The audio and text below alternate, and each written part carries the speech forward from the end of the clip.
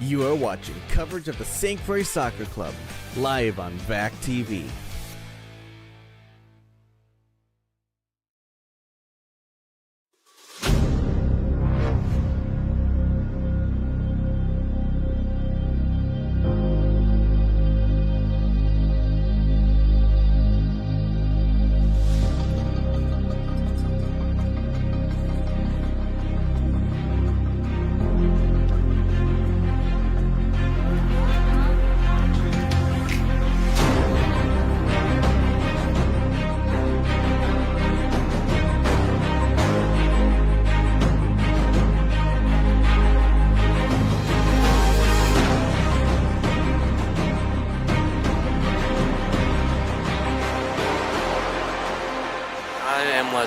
I am legend. I am legend.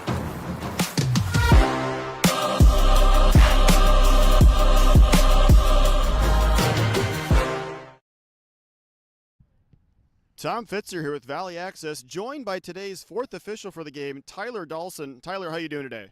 I'm doing well. Thank you for asking. All right, and so you're the fourth official. So for those who don't know, obviously there's a center ref, there's two linesmen. What does a fourth official do exactly? So the fourth official is in charge of the technical areas, so they're in charge of the substitutions as well as the coaching staff, making sure that everyone's behaving properly, and that way the referees and the assistant referees can focus on the game, and I can take care of the external stuff with the reserves and the coaches. Very cool. How long have you been reffing soccer? So my first year refereeing was in 2006, so this is my 19th year. Okay, very cool. This level of competition, the USL2, like what is it? What is it? How does this compare to other levels you've officiated? So the USL2 is awesome. It's got very good soccer, a lot of current college players, as well as players who might be just out of college. So people can definitely play some ball. And what's nice is it gives a lot of people another option at some semi-pro competition rather than just going either straight to the MLS or the MLS next. Okay, very cool. And if someone wanted to be a referee, like what steps do they have to take? So I'm glad that you asked that, as I do actually schedule referees for 20-some different clubs, St. Croix being one of them. So I do know that question very well. But what you need to do in order to become a referee is the Minnesota State Referee Committee. On their website, there's a document that literally walks you through with pictures step by step on what you need to do in order to become certified. It only takes about 3 hours of online work, and then it's actually new this year. It'll be an in-person field clinic rather than in the classroom. So a lot more engaged and actually practicing signals and stuff like that. So it's a lot better and shorter, and what's nice is obviously you get paid refereeing. So hopefully some people watching this are interested in becoming a referee. All right, very good. And any thoughts on the game today? No thoughts, just hoping no one gets injured and everyone behaves. All right, very good. Well, thank you for joining me, Tyler. Thank you. This has been Tom Fitzer with Valley Access. Tom Fitzer with Valley Access. Joining me today is Minnesota United defender Devon Padelford. Devon, how you doing today? I'm doing great. I'm excited for the night and just ready to see the game. All right, very good. So you're growing up in youth soccer. You did play for St. Croix. That's correct? Yes, I did. I played here, I believe, 7 to 8 years. Okay. What time frame roughly? When I was 11 till I was 18. Okay. And then so once you turned 18, then what was the next steps? How did you end up at Minnesota United? Yeah, so I took a gap year, and then I went and played for Minnesota United's academy, and then did that for about half a season, full season, and then got called into preseason, and then everything just kind of went from there. Very cool. And so when you see like this USL2, league that's now started up, St. Croix Legends as a team, it's like, does it kind of make you wish they had something like this when you were a little bit younger, maybe? Yeah, for sure. I mean, I think it just gives you good experience, playing teams from across, the entire country. And honestly, just a pathway to, especially if you're a college kid and, it's hard to find, games that are high quality in the States where you can, get better and try and better yourself. No, I think having this would have been phenomenal. I think just not only personally development, but just like on a social standpoint of, meeting new players, finding people to connect with, and just getting new avenues to find new opportunities to get yourself better. Very cool. And so I'm assuming you're from the area then? Yes, I am from Maplewood, Minnesota. Okay. Very cool. And then, just last thing, how's the season going for Minnesota United? Yeah, it's been going well. We're in a bit of a rough patch. Lots of injuries and things like that. A couple guys gone, but overall, I think, we'd be happy with where we're at. And obviously, you always want to be better, but I think it's just keep moving on to the next game and trying to find positives out of what's been helping us so far this year. All right. Well, perfect. Well, that's all I got. Well, Devon, thank you for joining me on this. Awesome. Thank you. All right. This has been Tom Fitzer with Valley Access.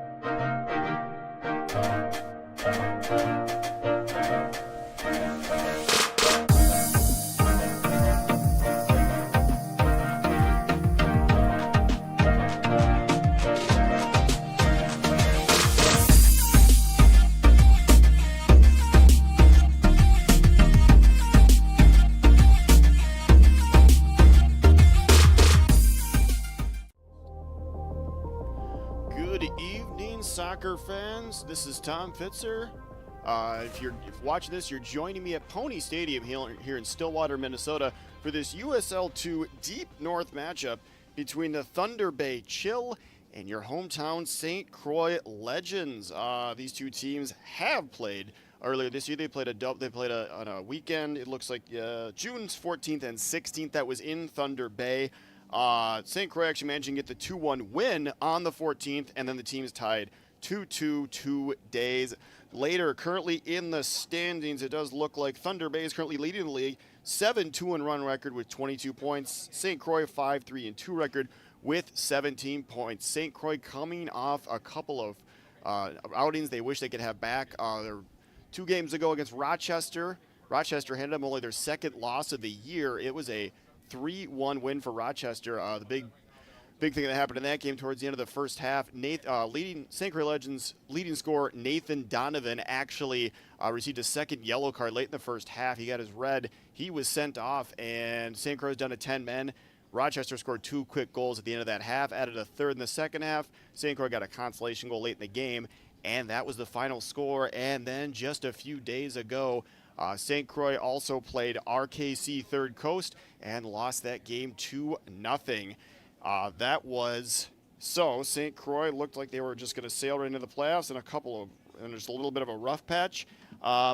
They still have a chance. They'll have to get wins in these last 2 games today here against Thunder Bay Chill and their last regular season game against Minneapolis City. Thunder Bay coming off a 2-0 win over Rochester FC. That was in Thunder Bay. That was just 3 days ago. So, but good news for St. Croix. Nathan Donovan is back in the lineup after he served his 1-game suspension for his 2 yellow cards. So that will definitely help St. Croix in the goal-scoring department. Right now, conditions, there is no rain. However, there are some foreboding clouds right above me. If you look at your radar, you'll see there probably is going to be some rain coming. We'll see how that affects the game. Right now, field is dry. There's a light breeze. I got about mid to high 70s. Kind of a beautiful night for soccer, except for those clouds. But hopefully, we'll get a repeat of these first 2 matches, which were close, and hopefully St. Croix can pull out at least. Hopefully St. Croix can repeat their first game against Thunder Bay and get a win as the teams enter the field. Starting lineup for Thunder Bay. In goal, number 1, Joshua Moya. He's also got number 2, Damon Field, number 3, McDonald Neva, number 4, William Hughes, number 8, Jules Pesalon, number 9, Diego Raveco, number 10, Mamadou Ba, Number 11, Tyler Attardo. Number 14, Philip Jauk. Number 15, Ludwig Schurer. And number 18, Jordi Navio Sanchez. And the starting lineup for your St. Croix Legends in goal is Nolan Meyer. As you can see, the Thunder Bay lineup, which I just read off. And then St. Croix starting lineup, Nolan Meyer in goal. He's got Aiden Hillis, Ramsey Oru Akando, Cole Schraggy in defense. And we also have Noah Malcook, Colton Prater, Stu Sain, Jacob Dinzio, Carter Teesfeld, and Shea Bechtel and Nathan Donovan starting for St. Croix. The newest member is Noah Malcook. He plays his college soccer at UW Eau Claire. He's from Madison, Wisconsin. He's a teammate of Teesfeld and Donovan at Eau Claire. Donovan was a first-team All-American at Eau Claire. Teesfeld led Division III in assists. Hopefully they can be connecting on a couple of goals today and get St. Croix that win. Forward, number 2, Damon Field. Again, St. Croix currently sitting in third place. Thunder Bay leading the league like they generally do every year. This should be a good matchup. St. Croix trying to get back into the win column. You know, just a couple rough couple of games. The Rochester game, it was a game where everything that could go wrong went wrong. And then RKC is just a good team. You don't play your best, you're not gonna get a victory. And St. Croix unfortunately couldn't. You know, they just weren't. Just one of those days. Nothing really went right, and RKC walked out with a 2-0 win. St. Croix does have this game today. They again have that next game at home is Sunday the 14th. That one is against Minneapolis City, and then St. Croix also has that Minnesota Super Cup final. I believe that game is July 27th. So if you're looking to watch some more soccer, I don't know if that game would broadcast here, but the game on Sunday definitely will broadcast here on Valley Access, or if you're watching on YouTube. But yeah, the Minnesota Super Cup Finals, there is still a bit of soccer, and if St. Croix can get wins in these last two games and a couple of things break right, then they can indeed make the playoffs. And now the starting lineup. As we now get the starting lineup read over the loudspeaker for St. Croix. Number 0, Nolan Meyer. Nolan Meyer at UW Milwaukee just finished his redshirt Number 2, freshman season at UW Milwaukee. Aiden. Of course, Aiden Hillis, part of that St. Olaf National Championship team, started all 26 games. Ramsey Oru Akando plays his college soccer at Luther. He was all-conference. Cole Schraggy from Urbandale, Iowa. He plays his college soccer at Drake. 7, wing, Noah Malcook, as I mentioned before, he plays at Eau Claire from Madison, Number Wisconsin. 8, center mid, Colton Prater, Colton lifetime Prater. St. Croix player. He played his soccer at UW Green Bay, just finished his Number senior 12, year there. He'll be wearing the captain's armband today. Stu Sain plays his college soccer at UW Milwaukee. Started 11 out of 16 games. And playing center back today is the youngest player on the pitch, Jacob Dinzio. Number 16, Played his high school soccer at Hill Murray, who just won the state championship last year. Carter Teesfeld at UW Eau Claire once again led Division III in all of Division III in assists. Shea Bechtel, part of that St. Olaf National Championship team.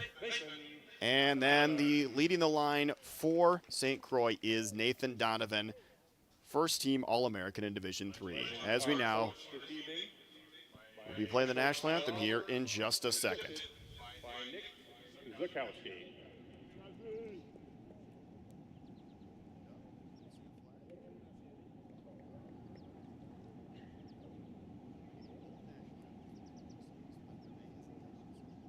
Ladies and gentlemen, please stand, if willing and able, for your national anthem. We will start with the national anthem of the visiting Chill.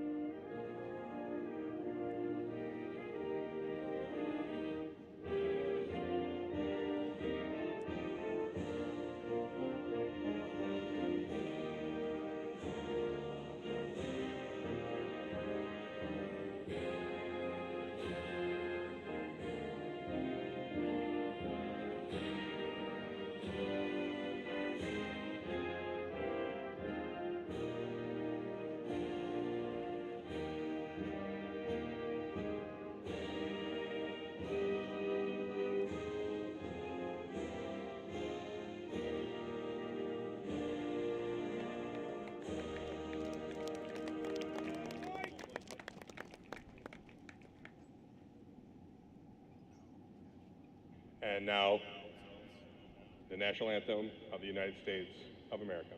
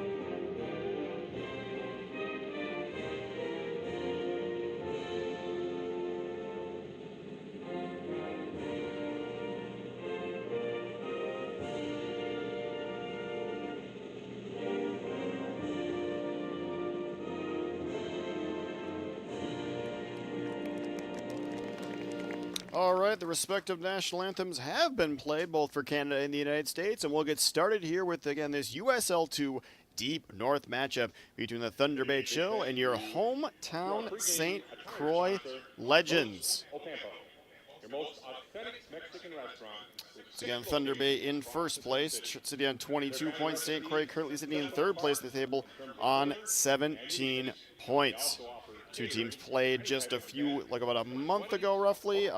St. Croix actually managed to get 4 points out of 2 games from their foray into the Great White North. Having a look at the radar, it does look like that rain did miss us, so we'll have a clear, overcast day for this USL2 matchup. Should be a good one. 2 teams in the top half of the table in the USL2 Deep North, so we should have a good one. They are an ISO certified. St. Croix have been playing a 3-5-2 for the majority of the year with different personnel in different places, but for the most part, that has been their formation. Hard to see why they wouldn't just keep doing that, even despite their rough patch of play here the past couple of games.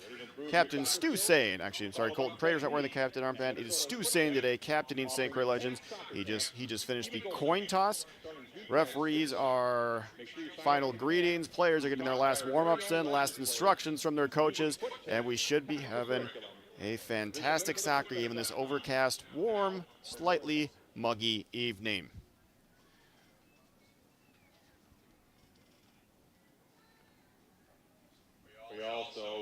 We'll have to see what Coach Tyler Oliver can come up with to try to rebound after those last 2 losses. Looked like St. Croix loses their first game of the year against Rochester FC. 7-game winning streak. Everything seemed to be going perfectly to plan. And then those 2 yellow cards, Nathan Donovan, in the first half of that last game against Rochester. And that ends up kind of been a free fall since then. Hopefully Coach Tyler Oliver can rebound in some fashion. St. Croix get back in the winning column, win these last 2 games. Might need a little bit of help from some other teams. But if they can maybe make it into the USL2 playoffs. St. Croix, for those last 2 losses, were ranked in the top 25 in the nation in all of the USL2 divisions. Definitely a feather in their cap. They'll have a tough test today against the Thunder Bay Chill.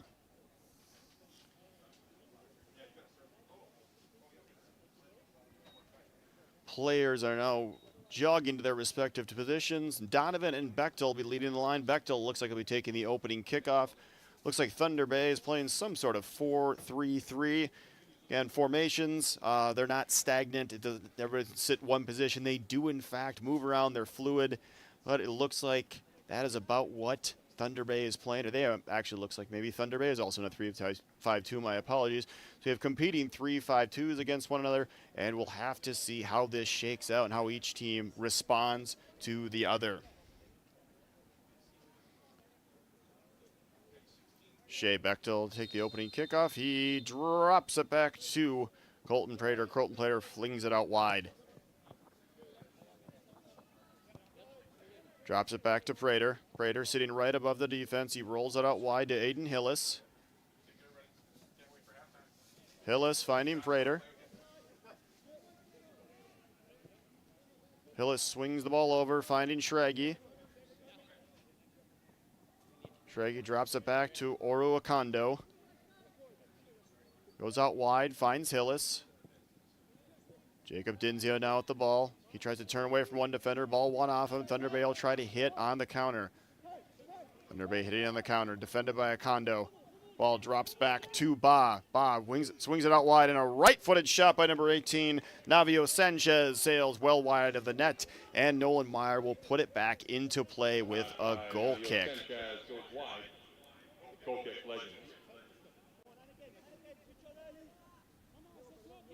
It looks like Noah Malcook is wearing number 10 today, not number 7. I was a bit confused there for a second. Normally number 10 is Colton McCloskey. He is not in the lineup today, so it looks like Noah Malcook will be wearing the number 10 for St. Croix today as play resumes.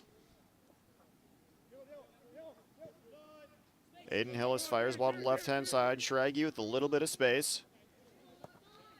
Schrage driving into the Thunder Bay half. Schrage playing a ball into Bechtel. Bechtel driving with, tries a speculative right-footed shot from about 30 yards. It sails well over the net, and the ball will be put back into play by Joshua Moya, the Thunder Bay goalkeeper.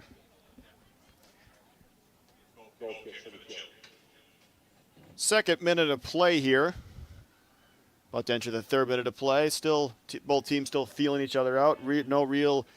No real attacks yet, a couple of speculative shots, but both teams still getting settled into the game as Thunder Bay comes back on the attack. Ball flicks off Schrage, and that'll be a throw-in for Thunder Bay. Diego Reveco with an interesting back heel, flicks off of Schrage. Now it'll be a Thunder Bay throw-in.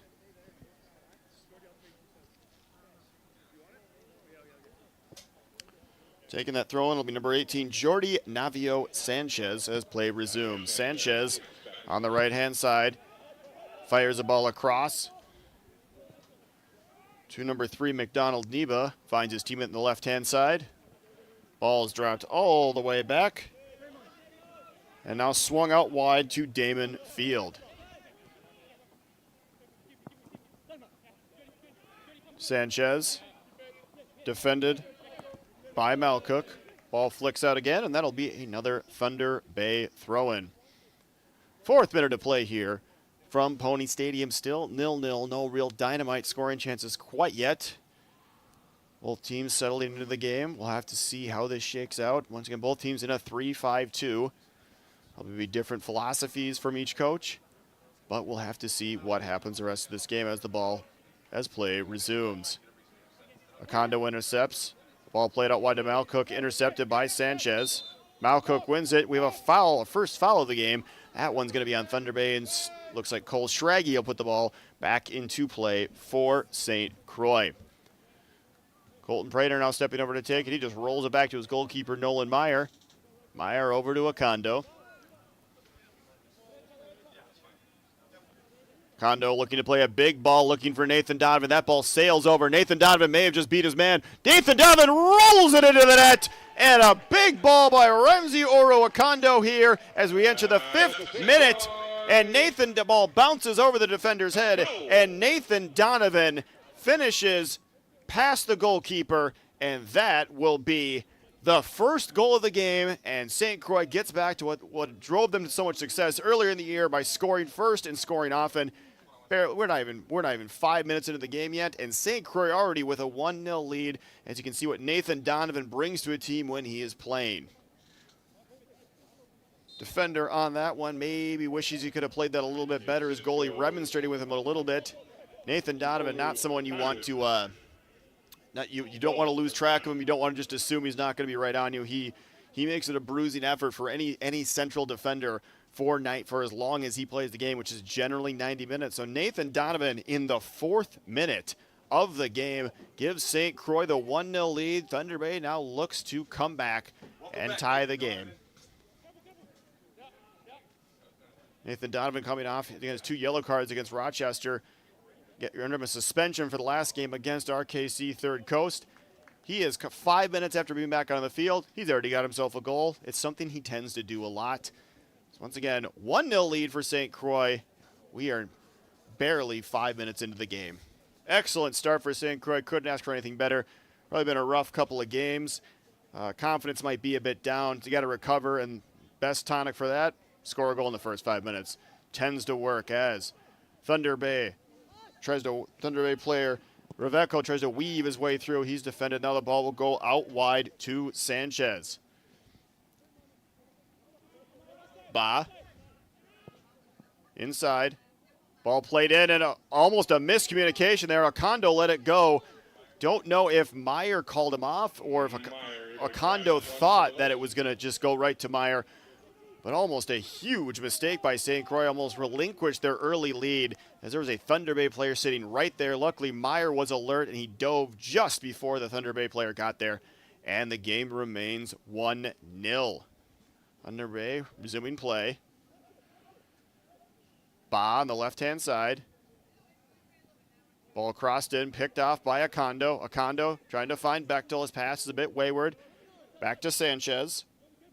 Sanchez drifting towards the middle of the field. He rolls it back to Niba. Niba clips the ball into the right-hand side. Pesalon. Now Sanchez. Pesalon. Pesalon swings the ball over the left-hand side. Bechtel giving token effort. Niba defended by Bechtel.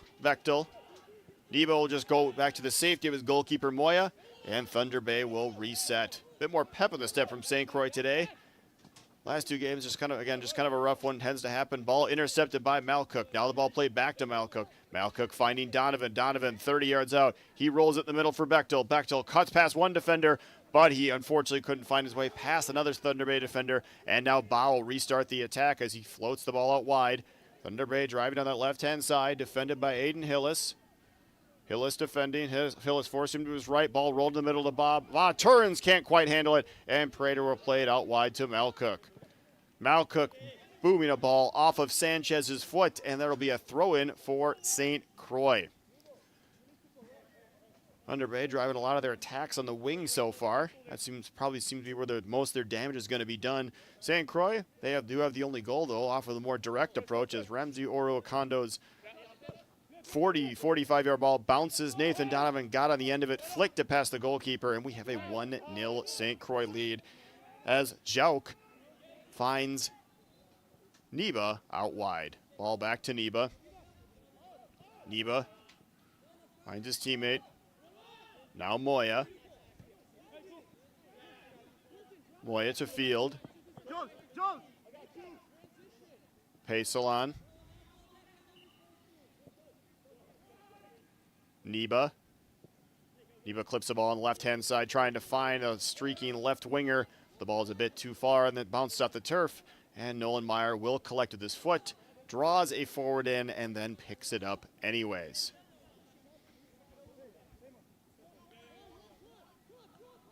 Nolan Meyer with a booming punt, sails high into the Stillwater evening. Ball bounces down. Nobody got a head on it. Ball rebounds off of Donovan's foot. Almost played a through ball for Bechtel. That was close to being an accidental assist. And the ball's going to actually flick off the head of number 15, Ludwig Schurer. And now we'll have a St. Croix throwing deep in their half. Looks like St. Croix player from the far side of the field is going to come over. This must be Carter Teesfeld. Carter Teesfeld will be taking his throw, and he does have a long throw in, so this will get in the box. We got Bechtel, Dinzio, and Donovan in there. Teesfeld's throw finds Dinzio. Ball clipped to the middle of the box. Dealt with easily by Thunder Bay, and Thunder Bay will now try to hit them back on the counter. Ball taken by number 11, Tyler Attardo. He swings it out wide. Big booming ball played out wide, trying to find Sanchez, but Schraggy will head it up. And Teesfeld, D3's assist leader last year, tries to collect. Nathan Donovan controls. He finds Dinzio. Dinzio driving. Dinzio plays a through ball that's just a bit too far for Bechtel, but St. Croix is going to have a free kick about 40 yards from the net, as there was a foul called on Thunder Bay. So now, looks like Colton Prater and Ramsey Oro Okondo stand over at 40 yards out. You think it's too far for a shot. I'm assuming they're just going to be trying to float one to the back post, find that big head of Nathan Donovan. He might try to flick it back, and hopefully St. Croix can get a early 2-0 lead here as we are in the 11th minute. Prater drops his hands, plays a ball in. It's a bit too far into the waiting arms of Joshua Moya. St. Croix opting for the more direct approach here in the first part of the game. It's going to Thunder Bay trying to work down those wings, trying to hit on the counter so far as Ba controls. Plays it up. Akando with the interception. He boots it out, and that'll be a throw-in for Thunder Bay. St. Croix opting for a direct approach. Thunder Bay so far trying to go up those wings and move around. They are leading the league, so it is definitely effective as they'll control in their own half. Ball swung out wide to Field. Field was going to go to Sanchez. He was defended by Malcook, and now Moya will control. Moya is just going to play a big ball up. Tries to find someone on his team, but he only finds the head of Akando. Pesolon heads in. Ball now controlled by Revico. Pesolon. Ball won by Stu Sane. Takes it. He takes it instead of Colton Prater. Stu Sane rolls it out wide. He finds Nathan Donovan. Nathan Donovan with Bechtel and Dinzio in the middle. Dinzio kind of floats around all around the field. Something he tends to do, even though he is still one of the stronger players in the field despite his young age. Again, just finished his senior year at Hill Murray, where they did win Class 2A state championship, as Cole Schraggy will be throwing it back in for St. Croix. Schraggy finding Dinzio. Dinzio swings it out wide. He finds Hillis. Hillis cracks the ball in, trying to find Malcook. It's a bit too high. One back by Colton Prater. Colton Prater 30 yards out. Tried a half volley. Didn't catch as much of that as he would like, and the ball trundles out well wide of the net, and that'll be a goal kick for Thunder Bay. See if Thunder Bay does indeed play it short. Sanchez out wide. Drops it back to Field. One-time ball, try to play up the line. Not exactly what they're looking for. Thunder Bay looking a bit disjointed right now. Not really getting a flow of passing in, which is one of their strengths. St. Croix seems to have the front foot of the game in the first 15 minutes here, and it's reflected the scoreline. They do have a 1-0 lead. Schraggy, Urbandale, Iowa native, on the left-hand side. Malcook drops in defense. He flicks the ball in. Nathan Donovan on the left-hand side of the box. Nathan Donovan crosses over, but Thunder Bay defends well. And now Malcook will control it on the left-hand side. Malcook with a left-footed drive into the middle of the field. Headed out. Won by Prater. Prater loses the ball off his foot. Number 9, Reveco, trying to find his teammate, number 11, Tyler Attardo, who is streaking past Akando, but a good defensive play by St. Croix, and the game remains 1-0 as now Nathan Donovan controlling off a turnover by Thunder Bay. Nathan Donovan spins back to the side of the field he came from, rolls it out wide, finds Teesfeld. He finds Prater in the middle. Prater chips the ball over. Dinzio on that right-hand side. There's no flag for offsides. Dinzio knocked over, and it looks like it flicked off him last, and that'll be a goal kick for Thunder Bay. St. Croix having a lot of success going through that middle and then possibly spreading the ball out wide, but their one goal did just come off with just a big booming ball in the middle. Nothing subtle about it, but sometimes subtlety is not what you need. As Stu Sane intercepts, ball defender crashes to the back of Donovan. No foul called as Thunder Bay controls. Ball bounces high off the turf. Teesfeld couldn't quite control it. He'll roll it back to Aiden Hillis. Big ball is played up, trying to find Bechtel. Neba. Ba in the center of the midfield. Ba flicking it in, finding Revico. Ball played out wide to Sanchez. Right back, curls the ball to the back post. Aiden Hillis placed perfectly to flick that beyond and over the head of Attardo. Akando with an excellent interception. He clears the ball out. That'll be another throw-in for Thunder Bay. Thunder Bay is still trying to find their way into this game. Not really a lot of, not flowing very well. They're kind of static. But they do appear in these last couple of minutes have found some of that rhythm as Ba, now Reveco, Field, Reveco, Field, top of the box, he finds Reveco, but Schragi steps in, flicks the ball out, and that just missed the corner flag. So that will be a throw-in deep into St. Croix's half. No corner kicks in the game so far, only a couple falls, and no yellow cards yet. Once again, if you're just joining us here, we're 15 minutes into the game. On the 4th minute, Ramsey Oroakando just played a big ball that just hopped over the Thunder Bay defense. Nathan Donovan muscled the defender out of the way, got one-on-one with the goalkeeper, and flicked it by him for an opening goal in the 4th minute. And that is where we stand, a 1-0 lead for St. Croix, trying to make the playoffs. They do probably need wins in their last 2 games and a little bit of help. That was a big step towards making the playoffs. It's number 15, Ludwig Schurer, drops deep in defense. Now wide to Field. Bechtel managed to control it, couldn't quite keep it in bounds. It'll be a throw-in for Thunder Bay. Referee doesn't like the extra yardage Sanchez took, and now Field will control. Field dropping it back to Schurer. Schurer finding Neba. Donovan tracking back with him. Neba plays the ball at the left wing. Acondo in defense. Acondo stepping to him. Big touch from that left winger for Thunder Bay. Bit too much for him. And Acondo, alert to it, not only intercepts the ball, manages to get it deflected off the Thunder Bay player. That'll go out, and Nolan Meyer will restart play from a goal kick. Hillis on the right hand. Hillis just dribbling out of his own box. Finds Acondo in the middle. Jared Heck not starting today. He did leave the last game in about the 30th minute with an injury. It does appear that's a bit more severe than we thought. He is not playing today. Acondo taking his customary spot in the center of defense. So far, so good for the Luther product. Malcook playing a lofted ball into the box, trying to find Dinzio. Donovan nearly chests it down, but he couldn't quite get it as Neba plays it up. And that'll go out right at about midfield, and Cole Schragi will resume play for St. Croix. Outside of that one goal, not really any dynamite scoring opportunities here as we're in about the 17th minute.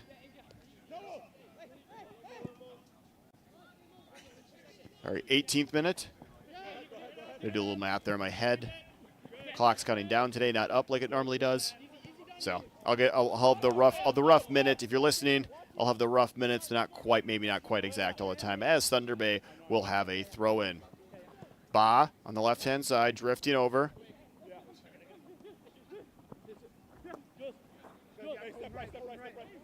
Pesalon.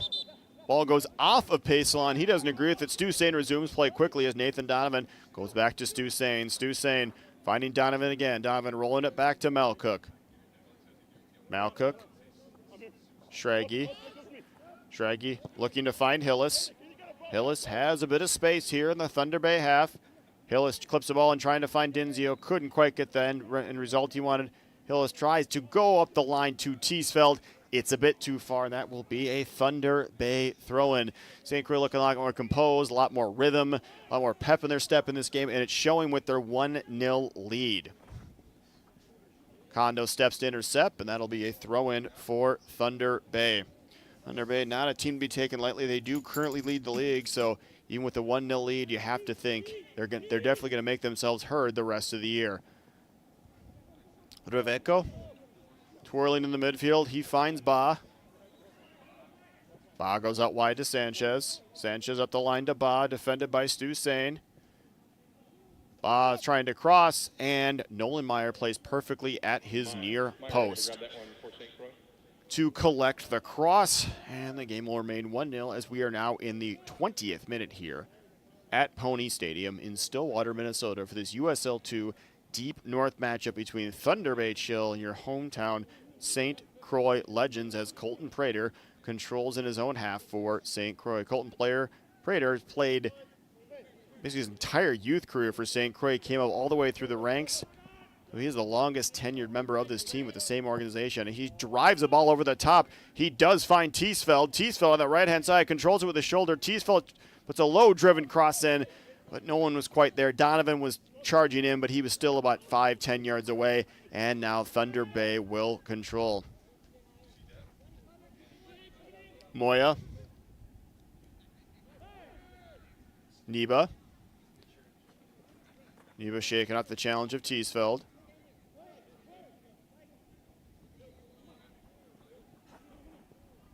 Reveco. Ball out wide. Thunder Bay on the attack. Hillis will defend.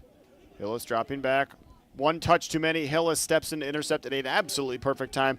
And now St. Croix will come back on the attack. Dinzio, left-footed, trying to find his way past Philip Jauk. But Jauk intercepts. Reveco with an excellent back heel. Little fancy play there. Ball played out wide. Malcook managing to get a foot to it. Out for a throw-in. But even if he hadn't done that, it wouldn't have mattered as the linesman's flag came up. Offsides, and that will be a St. Croix free kick.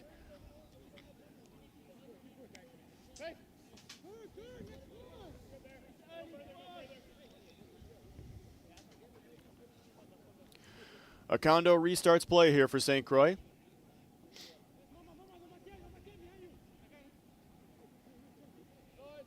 And it looks like that rain's going to miss us, so we should have clear skies and a dry field for the rest of the game. Conditions should be like they always are. A couple of games earlier this year, we did have to actually move into the dome due to an absolutely massive rainstorm. Remember the first one, like you just in the dome, you could just hear the hail just hitting the top of the dome. Luckily, the dome stayed intact. We didn't have to deal with the roof opening, but it's not designed to open. So if it opens, we have a whole new set of problems. As Schraggy is going to put the ball back into play via a throw-in for St. Croix. Donovan flicks it on. Too far for Bechtel. Eba left-footed drive up the field. Finds Pacelon. Ba with the header. Belko flicks the ball at the outside of his left boot on the side. Schraggy steps in, toes it out, and that'll be a throw-in for Thunder Bay. Sanchez gets the play restarted. Reveco. Back to Ba. Reveco. Reveco trying to weasel his way past Schraggy. Schraggy alert to it. And the left center back for St. Croix will lead the attack again. His pass, a bit too far. And now Neba will control for Thunder Bay here in the first, as we get to the midway point of the first half. Exactly the midway point of the first half, barring injury time. Reveco plays a 1-2, one back by Dinzio.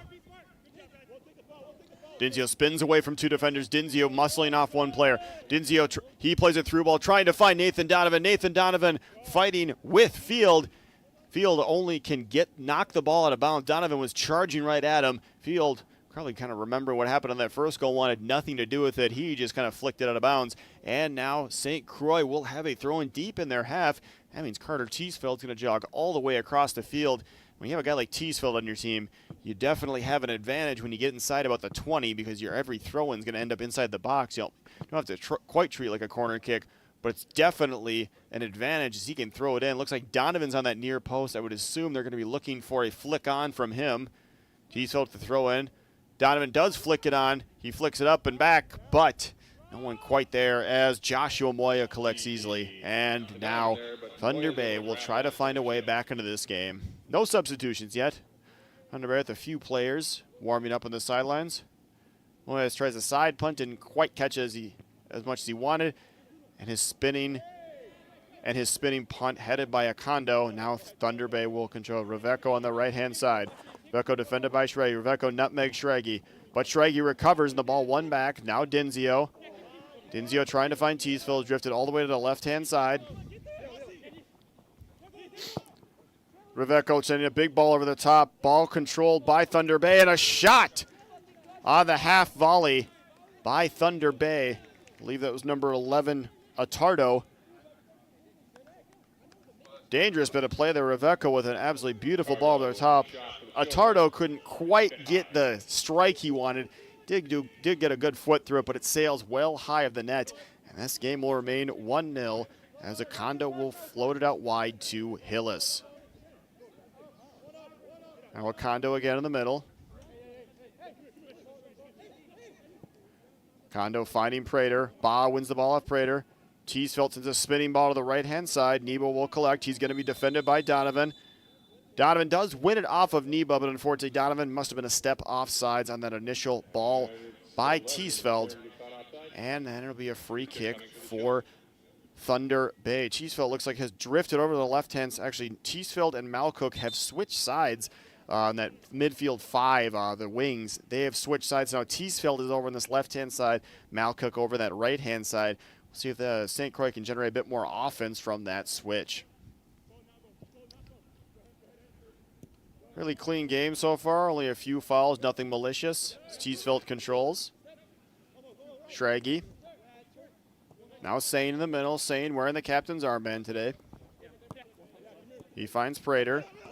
Prater has the ball stolen off his foot. Now Reveco charging back into the St. Croix half. Reveco on the top of the box. He tries a left-footed blast from 30 yards out, but Acondo is placed perfectly as Acondo also steps up to defend that play. Ball played in the middle of the box. Atardo. Acondo knocks him over in a dangerous position. That is about 21, 22 yards out. Right at the, it looks like the top of that D at the top of the box. This is about little off center to the right. If you're shooting to Nolan Meyer to be off to his left, Nolan Meyer's going to probably have to have a 4 or 5 man wall here. This is a pretty dangerous spot. There's enough space here for most players to get it up and over the wall and also under the crossbar. We'll have to see what Nolan Meyer, as he directs his wall. Gaggle of Thunder Bay players surround the ball right now. Not entirely sure who's going to take it. Looks like Neba and William Hughes are standing over it. Interesting that on a free kick, in a dangerous spot like this, generally speaking, you don't see 2 center backs standing over it. But Thunder, they must be the best option for Thunder Bay. Looks like 4 people in Nolan Meyer's wall. Prater just about 2 people over from that wall. Hughes left-footed.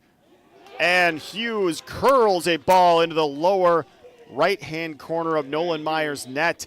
And in the 27th minute, we do have a tie game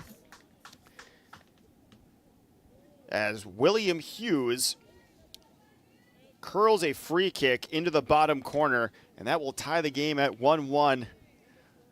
Kondo with his foul in a dangerous spot. Hughes stepped up. Meyer had his wall set up. He must have been thinking that the ball was going to be dropped up and over the wall. Hughes instead just blasted with his left foot low and to Meyer's right, to Hughes' left, and that will be a 1-1 tie here as we're in the latter part of the first half.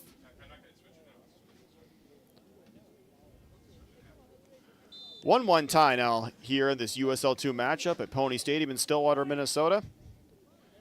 William Hughes tying the game for Thunder Bay. Staines pass to Dinzio, a bit off the mark. Now Thunder Bay will come back on the attack as Pesalon tries to drive his way past Dinzio. Colton Prater defending. Pesalon intercepted by Hillis, controlled by Teesfeld. Teesfeld and Malcook back to their original positions they started the game at. Thunder Bay controlling on that far side.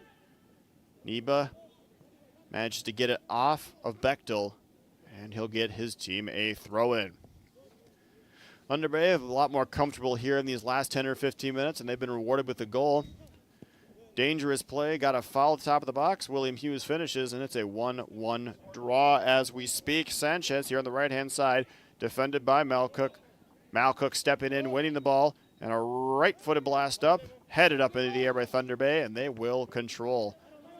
Ba, defended by Prater. Field finding Reveco in the middle. Reveco trying to find his way around Schraggy, the ever-dependable Cole Schraggy, knocking the ball off his foot. Ball floated over the top. Sanchez in the box. His right-footed shot sails wide, but the initial pass by Diego Reveco was offsides for Sanchez. Sanchez finding his way beyond the St. Croix defense, but he was a step too far in the initial pass, and now St. Croix will start play again.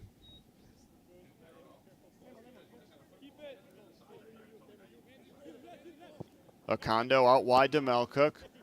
Now back to Schraggy.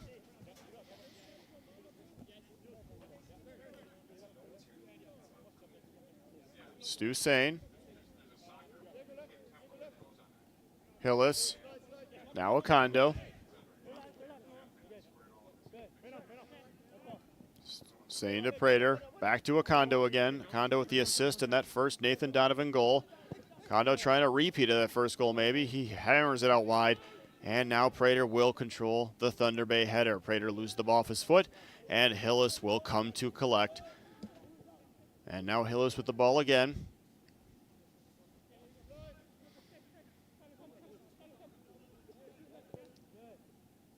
Finding Prater on the outside. Prater Trying a big cross in, kind of didn't hit it exactly how he wanted to. Ball sails into the waiting arms of Joshua Moya.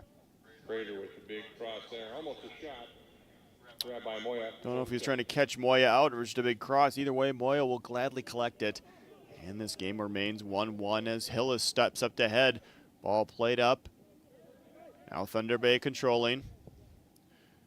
Ball trying to play it over the top to Attardo. Hillis with a soft cushioning header gets it around Attardo. And now he'll control as he swings it back to Ramsey Oro Akondo.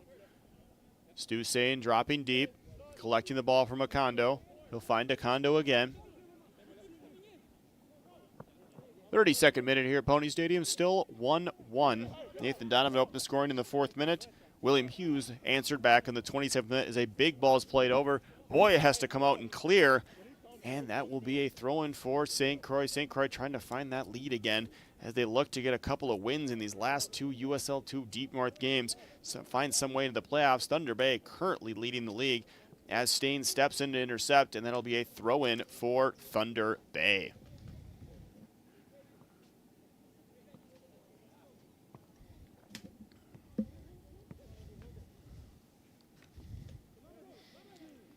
Neba to throw it in. Throwing, trying to find Reveco. Ball flicked down by Denzio. Colton Prater charging on it, but Colton Prater trying to flick it over the top to Nathan Donovan. It's a bit too far, and Moyle will come to collect with relative ease. Flick there by Prater over the top. Pacelon finding Reveco up the field. Ball just gets over the line. That'll be a throw-in for St. Croix. Diego Reveco has been a thorn in the side of St. Croix this whole game. He appears to be the danger man. Dribbling past people, he's setting everything up, he's dropping deep, he's just doing everything right now for Thunder Bay. So Coach Oliver's got to probably find a way to limit his damage as Sane dribbles the ball off his own foot, and that will be a Thunder Bay throw-in.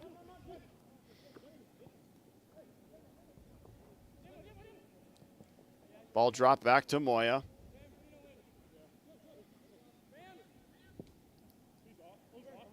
Moya with a big booming ball played up.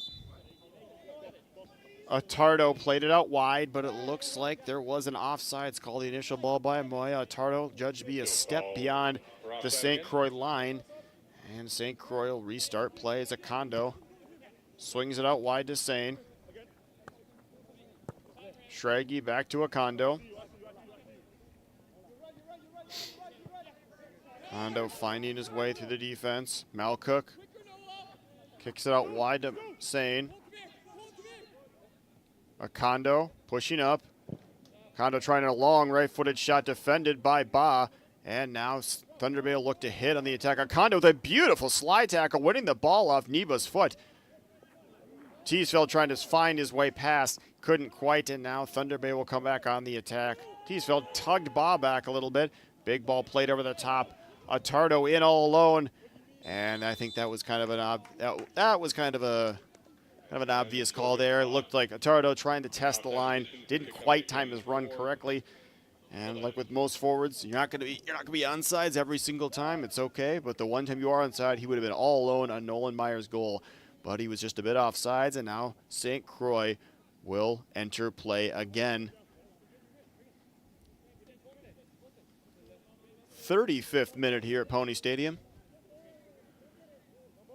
Kondo with another big ball up, trying to find Donovan. Donovan couldn't quite get turned around right, but St. Croix will control the ball at the Thunder Bay header. Colton Prater driving inside the 30. He's inside the 20, rolls it outside to Teesfeld. Ball deflects off a Thunder Bay defender, and that will be a St. Croix throw-in. Teesfeld this time to do his long throw. Doesn't have to run all the way across the field, which I'm sure he appreciates. Throws it in, trying to find the head of Donovan. He tries to flick it on. Neba will karate kick that one clear. Attardo kicking the ball over his head. Now Akondo. Hillis trying to win the ball. Does win it and get it past Attardo, but now Neba will control for Thunder Bay. Neba's left-footed drive finds Sanchez on the right-hand side. He's defended by Malcook. Steps in and wins the ball. Bechtel dropping it back to Denzio. Denzio flicking the ball over the top. He does find Donovan. Donovan with a right-footed shot. Right-footed half volley. It's going to go out for a corner. They're looked like there may have been a handball. Judging by the reaction of St. Croix, I'm going to go out and say that there was not a handball. If there had been something remotely like that, you would have seen them immediately yelling for the referee, grabbing their hands, pointing to them.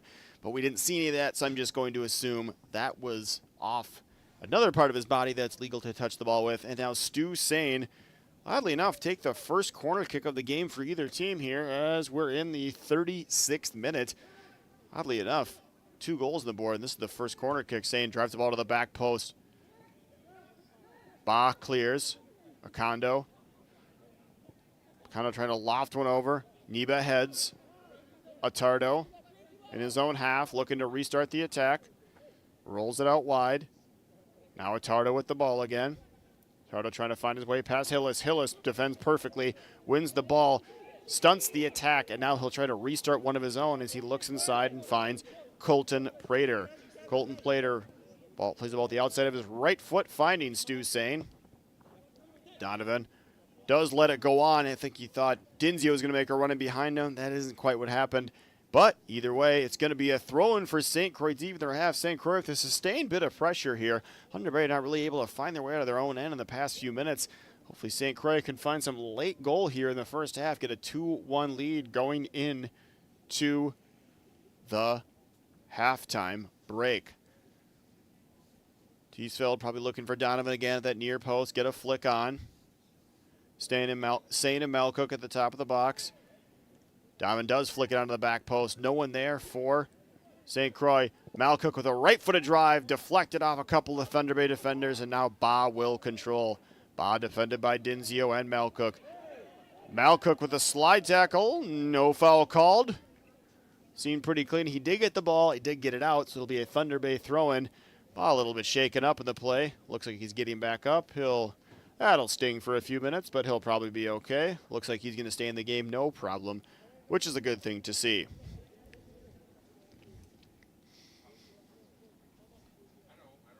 Niba to throw it back in for Thunder Bay.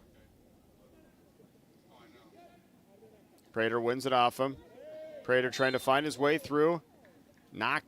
Clipped down by a Thunder Bay player. That'll be a free kick for St. Croix here.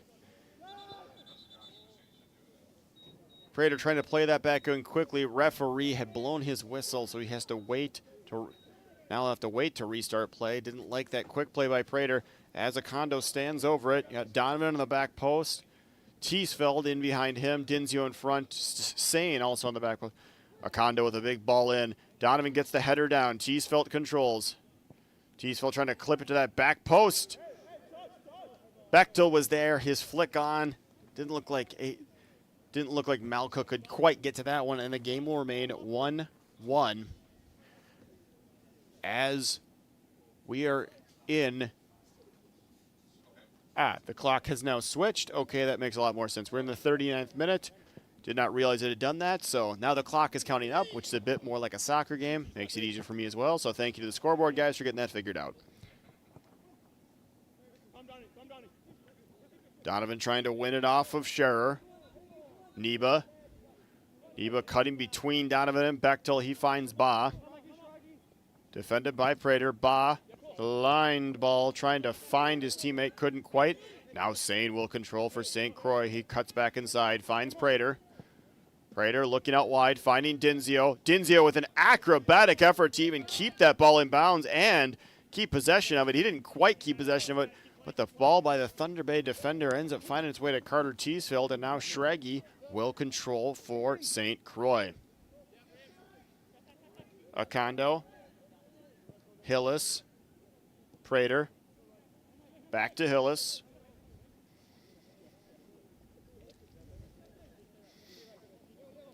Acondo with that assist and that first Nathan Donovan goal. Trying to find another big ball over the top and repeat that success, but nothing doing. And Ba out wide to Attardo. Ba trying to find Reveco in the middle. The ball will trundle over the end line, and that'll be a goal kick for St. Croix. So we are now in the 41st minute here at Pony Stadium. Still 1-1. 4th minute goal by Nathan Donovan off an assist from Ramsey Oro Acondo. Thunder Bay responded in kind in the 27th minute as William Hughes pounded a left-footed free kick past the sprawling Nolan Meyer. And now the game is 1-1. Sane in the middle. Sane drives the ball over the left-hand side. He finds Schraggy. Schraggy keeping it in and keeping possession. Drops it back to Prater. Now to Okondo in the middle. Sane looking up that left-hand side, trying to find Teesfeld. Ball bounds off of Damon Field's chest. That'll go out for a throw-in. Teesfeld already right there. Looks like he'll be throwing it in again, trying to find a way to get Nathan Donovan's head so he can get a flick on and someone sitting on the back post. Maybe he can hammer home a rebound here. Does appear to be a plan. So far hasn't worked, but you can't stop trying with throw-ins like this. Ball sailed over Nathan Donovan's head. Not quite cleared as much as probably as well as Thunder Bay would like. Ball rebounds out, finds Aiden Hillis, and now Okondo will Prater. Schraggy.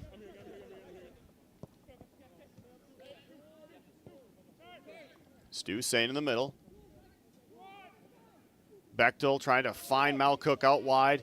Ball's intercepted by Thunder Bay. Ball played over the top to Reveco. Reveco defended by Okondo. Okondo forcing him back. Okondo and Schraggy giving chase. Reveco trying to clip a ball out of that backside. Couldn't quite get as much on it as he wants, and now Bechtel will control. Ball deflects off a Thunder Bay player, and Bechtel restart play here for St. Croix.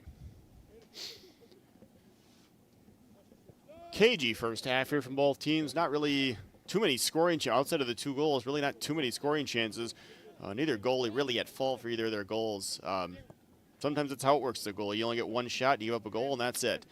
Kind of a cagey affair. Both teams still kind of maybe holding a bit back, waiting to find that way through, as Hillis will control in his own half. Hillis trying to find Malcook up that right wing. It's a bit too far, and now Thunder Bay will throw it back in. Neba looking up wide, finding Attardo. He tries to flick it with his back heel to Ba. He's successful. Ba finding Reveco in the middle. Now Schraggy steps and intercepts. His booming ball sails high into the air as Pesalon heads it down, finding Ba. Reveco in the middle. He'll be defended by Dinzio. Pesalon to Reveco. Finding Ba. 35 yards out. Rolls it across. Finds Jouk. Big ball played in. Malcook getting a head on it. He'll defend out wide. Looks like it's William Hughes, the goal scorer. Sane coming over, winning the ball off of Hughes' foot. We do have a foul called. He's got a bit testy over there. I think Sane may have taken exception to Hughes knocking over Malcook. And then Hughes also knocked over Sane. No yellow cards given. No yellow cards here in the first half for either team. Pretty clean game. Not too many fouls. Well, Chill called for a foul there. Free kick for the Legends. All right, as St. Croix will restart play here. We're about to enter the 45th and final minute of the first half. That's obviously outside of injury time.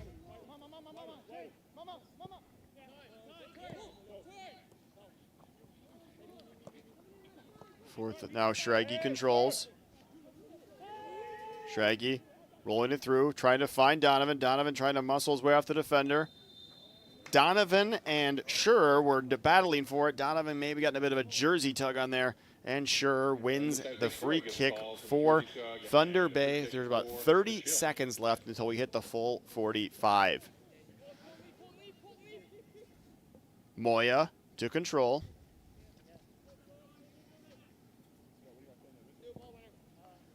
Moya booms the ball up, trying to find Pesalon. Now controlled by Prater. Prater finding Donovan, trying to go back and find Schraggy. It's all Schraggy can do just to get to that ball. His errant pass sails well out of bounds. As we are now in injury time here in the first half. Only 2 goals, no lengthy injuries, no lengthy discussions with the referee, with the players, the coaches. Probably only a couple, maybe 3 minutes, as Reveco plays a little keepy uppy with himself, flicks it over his head. And Akondo will now try to restart the attack. Ba chesting it down, only finding Sane. Dinzio to Prater. Prater, bit of a jumbled touch, but he regains control. Prater's going to find Hillis out wide.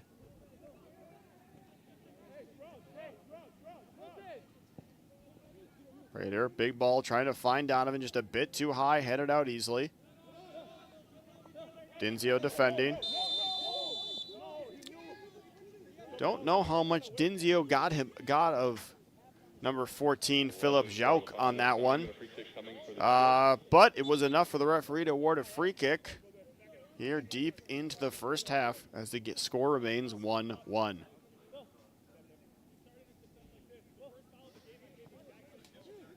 Thunder Bay will resume play.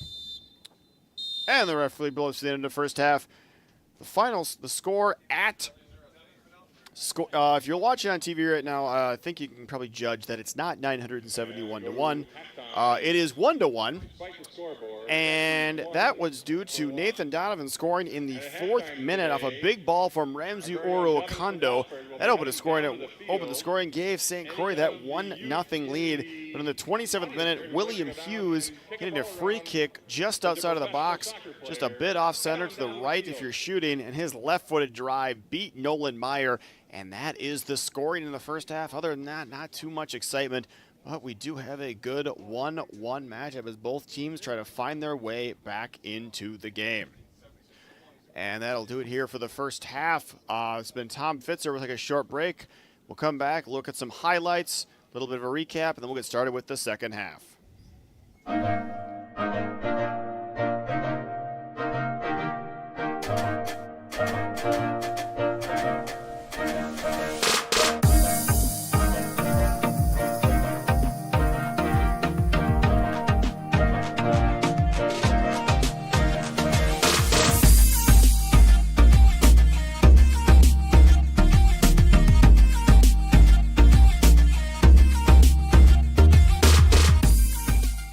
Support from local community sponsorships make a lot of our programming possible, including our popular coverage of Stillwater Pony Sports.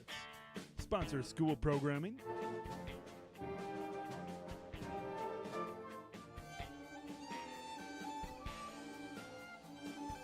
as well as community events. Support local community organizations and their events by sponsoring our coverage or donating at our website, vactv.org. Preserve those local events that last a lifetime. Visit the VAC TV store on your computer or mobile device to purchase school programs and community events. DVD, Blu-ray, and digital downloads are available. Make it easy and search for your program that you wish to purchase. Buying is convenient with multiple options at your disposal while checking out. Visit vactv.org/store today. Community Ed serves a great purpose in our community and helps keep families connected. Community education has something for everyone. I really love watching the kids improve.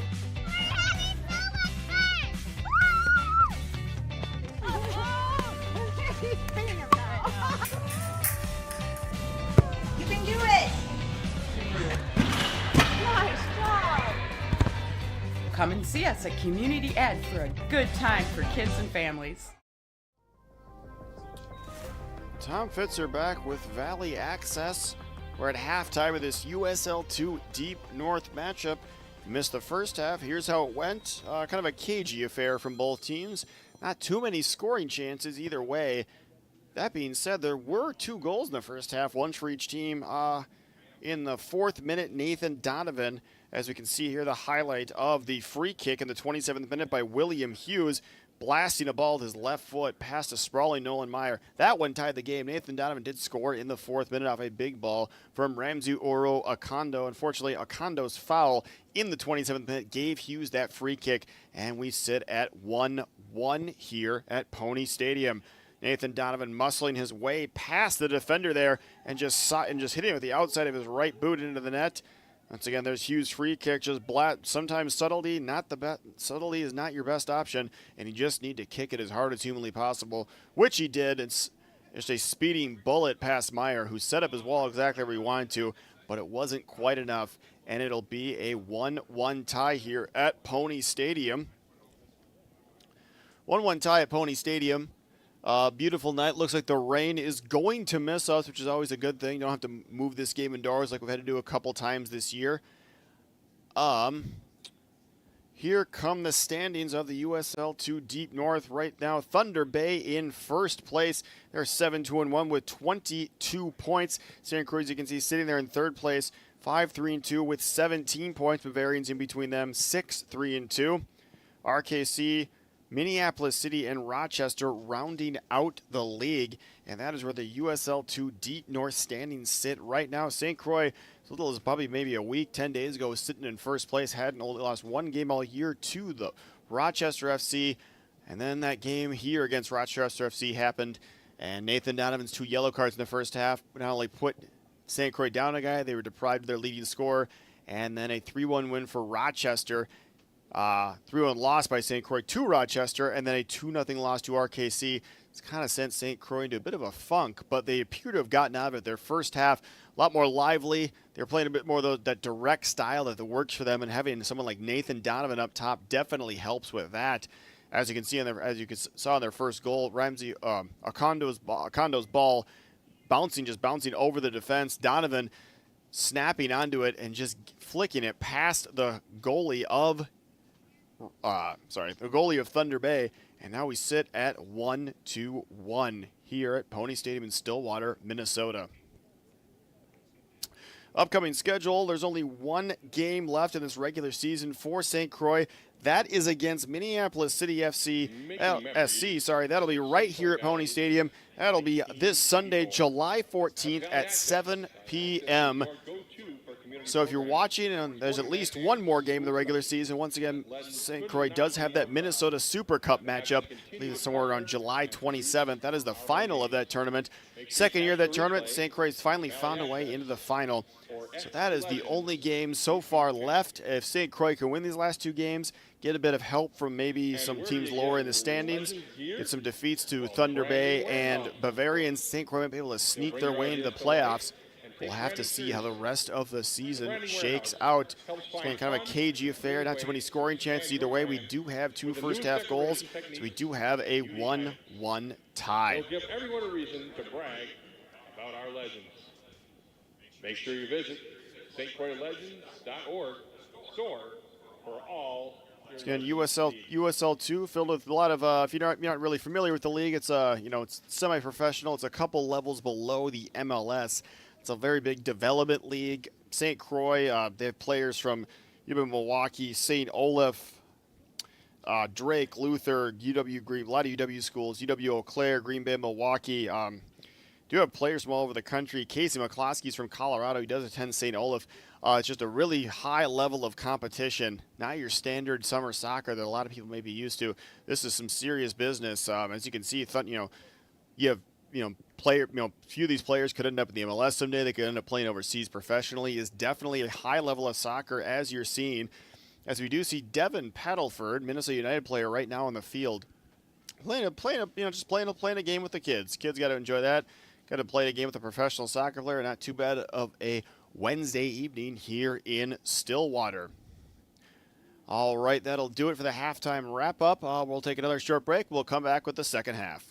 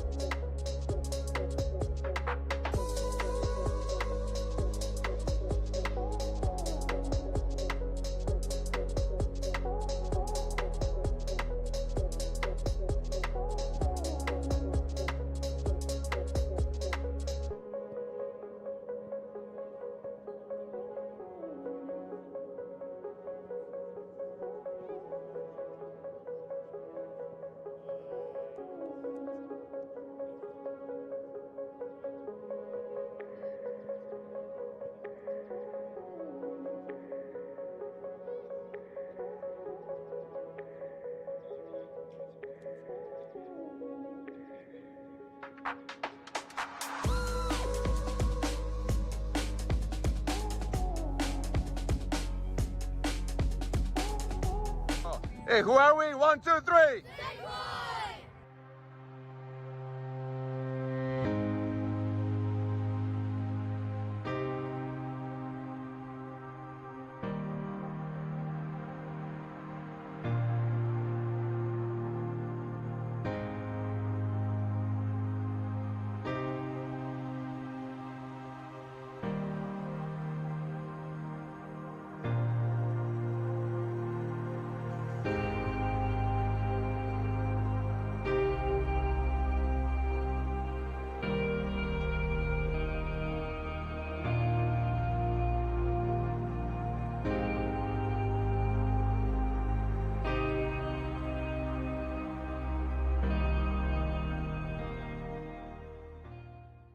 Went to nationals last year? Yes, I was. We went to North Carolina last year. It was great. How was that experience? It was good. Lots of coaches on the sidelines, which you like to see.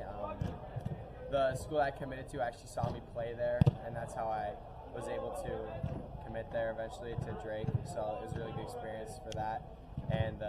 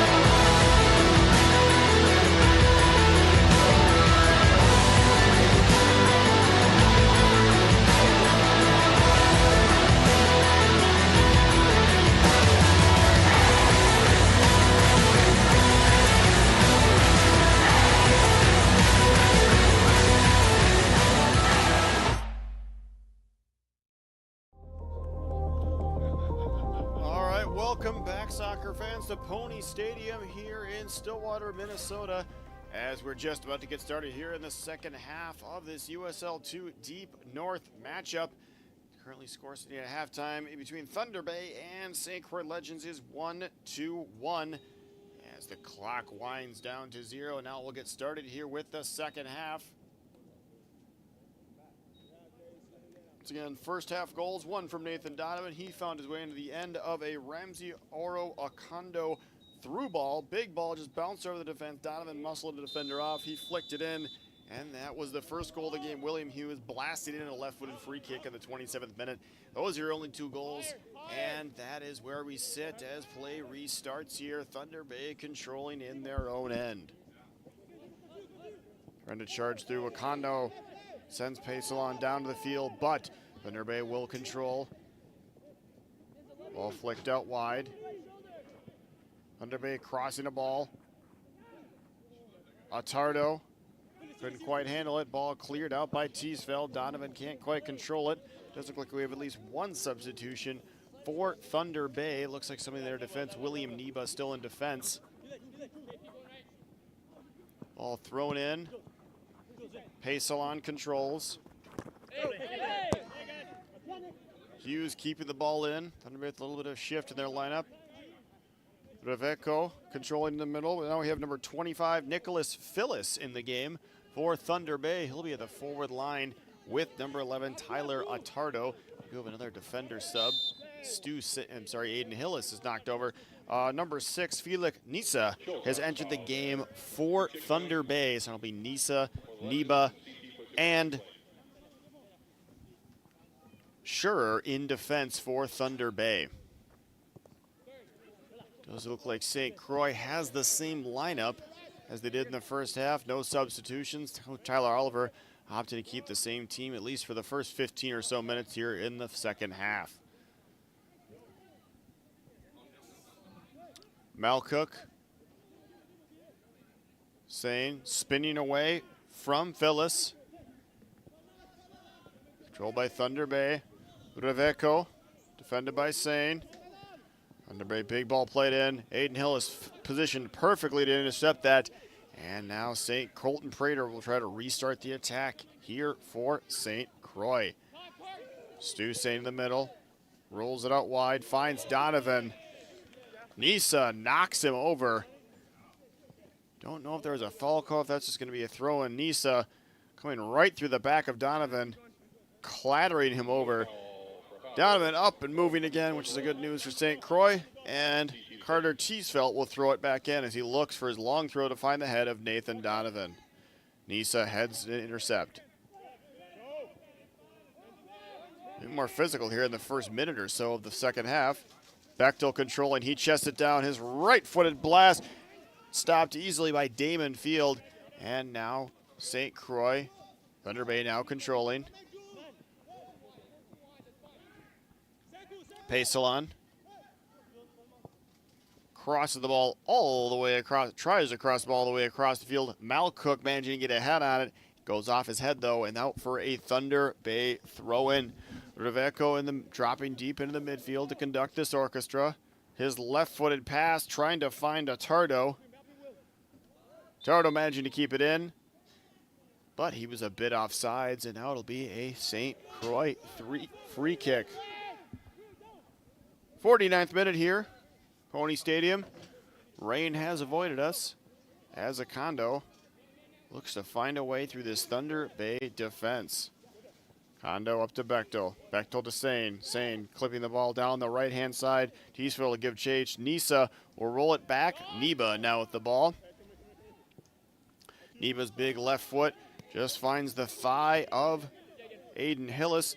He'll roll it out wide to Colton Prater. Prater trying to send a big ball over to Malcook, but the ball is chested down by a Thunder Bay player back into the waiting arms of Joshua Moya. They're headed back to Moya.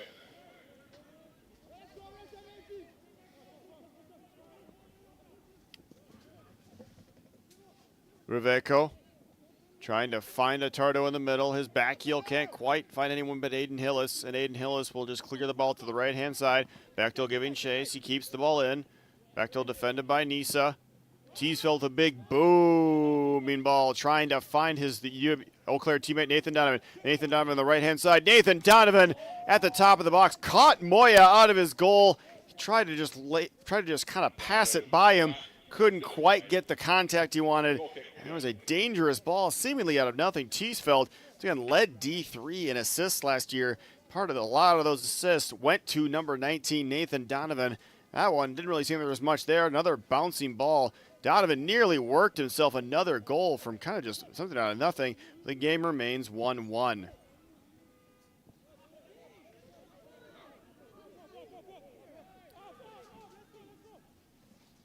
Now Meyer in his own box, finding Kondo.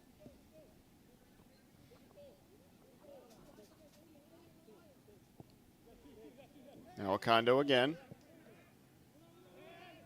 Finds Bechtel. Now a throw in for St. Croix.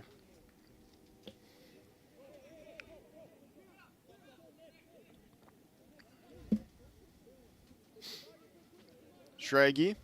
So Schrage, Okondo, and Hillis, the 3 defenders today for St. Croix. Once again, Jarrett Hecht out with an injury.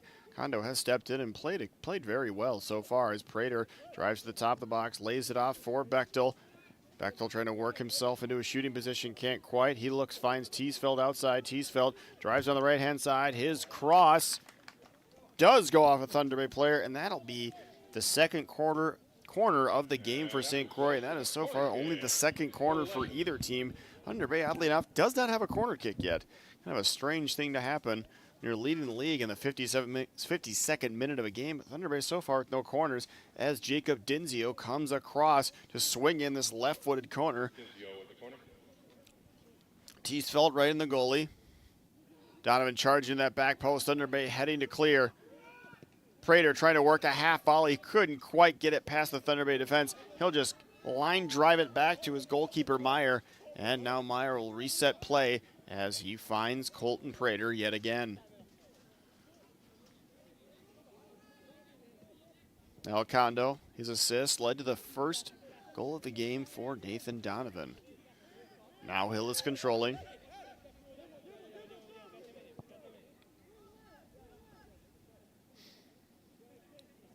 Kondo. There's a chip a ball over. He finds a streaking Cole Schrage. Looks like Schrage and Malcook may have switched positions there for a minute. There's some surprise in my voice. I wasn't expecting Schrage to be pushed up that far in that situation, but that is what he nearly got control of that with acrobatically. Couldn't quite corral it, and now Thunder Bay will control with a throw-in. Prater wins it off Reveco's foot. Hillis. Swing it back around to Okondo. Again, both teams playing in a 3-5-2. Okondo jogging along the middle of the defense. Now Bechtel. Bechtel trying to find a low hard pass, trying to find Malcook. Ball does deflect off of Fields' foot, and that'll be a throw in deep into the St. Croix half. Teesfeld, Teesfeld is going to be jogging all the way over to take this throw in. Once again, Nathan Donovan going to be sitting in that near post, trying to leap and flick it to the back post into a danger area. Hopefully, if that happens, there's a St. Croix player crashing into that spot. And we'll have a 2-1 St. Croix lead, but we'll see here in just a moment. Teesfeld lobs it in. Donovan does flick it to that back post. There was no one quite there. It's exactly what St. Croix is looking for. Tried it a few times already, not quite successful. That time they did get a flick on, but nothing really. Nobody can crash that back post and give St. Croix the lead as Moya will restart play from a goal kick.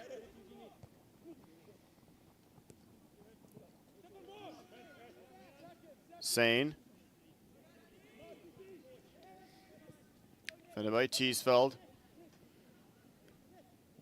Phyllis, top of the box. Phyllis tries a left-footed shot. He's bundled over. No call called. Reveco on his left foot. Reveco with a shot. Ball deflects off of Hillis. And that is just a bad bit of luck here in the 55th minute for St. Croix. Reveco's left-footed shot deflects off of Hillis. I believe that was number 11, Tyler Attardo, collecting the rebound. And he's not going to find many easier goals than that. So just an unfortunate bit of play there for St. Croix. They played defense well. They even blocked the shot, but unfortunately the rebound goes right to Attardo. And that will be a 2-1 lead early here in the second half for Thunder Bay. Bit of unfortunate play there. St. Croix's got a bit of work to do. They're finding their way back in this game. Do have a couple, looks like both teams have a couple of subs up.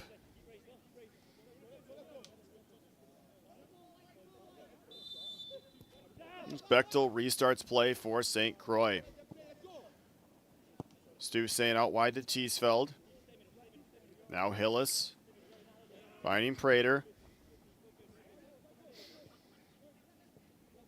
Dinzio out wide to Schrage.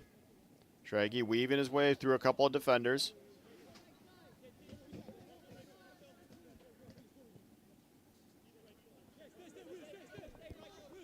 Malcook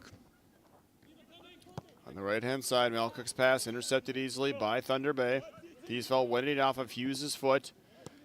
Nisa steps into it, and the goal scorer, Tardo, will now try to dribble through the midfield. He does, finds a teammate out wide. Thunder Bay with a 4-on-4 opportunity here. Ball played out wide to Phyllis. Phyllis cuts it back, but that initial pass from number 18, Sanchez. Phyllis was a step off sides, and now the game will remain 2-1 as Thunder Bay has looked like the more lively, more attacking team here early in the second half, and it has shown as they were rewarded with the goal. We do have a 2-1 lead for Thunder Bay here in the 57th minute.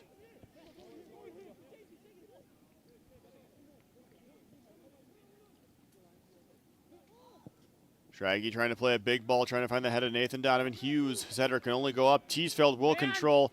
He does get control. Tries to clip a ball over the top, trying to find his Eau Claire teammate. Donovan, he couldn't quite. And now Moya with a driven punt, nearly finding a Tardo sweeping in behind the St. Croix defense. That was a dangerous bit of play there, seemingly coming from nothing. Moya, the perfect low-driven punt, nearly finding a Tardo. He would have been in behind the defense, no problem, as St. Croix will control in their own half.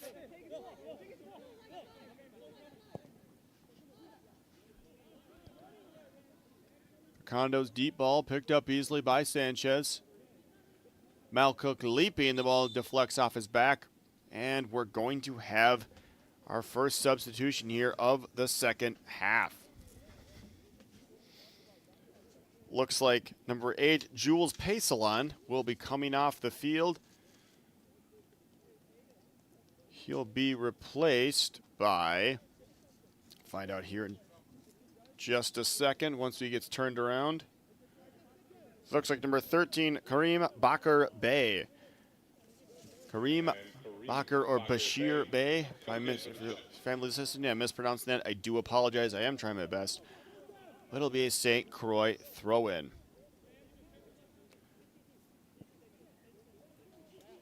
Hillis controlling. Hillis trying to find Teesfeld up top. Teesfeld's header back in the middle. Bechtel bundling his way into the box. Bechtel's shot, cross, deflected by Nisa into Moya's hands, and Thunder Bay will retain possession.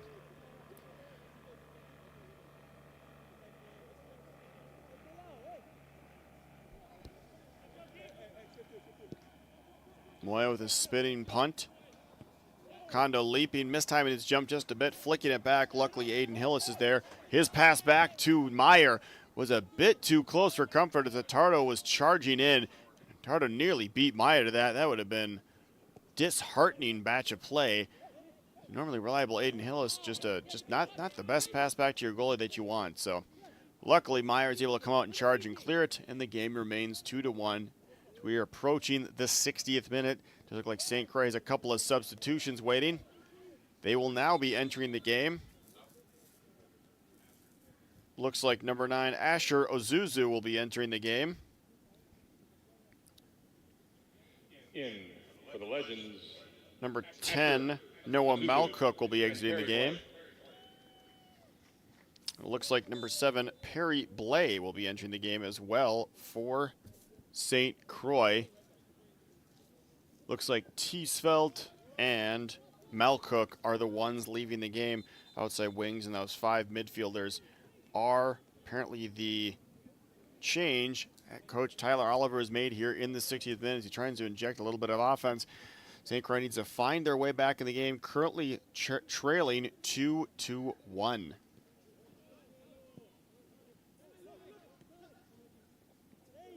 Acondo now controlling.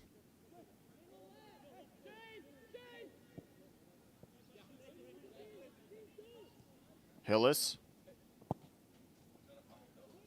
Big ball played over the top into the waiting arms of Moya. That'll be an easy catch for the Thunder Bay goalkeeper.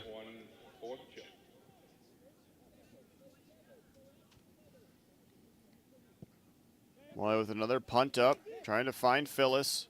Sane leaps, heads it back. Sane may have gotten a bit of maybe an elbow from Phyllis in the eye region. Holding his eye. Thunder Bay comes back on the attack. Reveco. Defended by Acondo.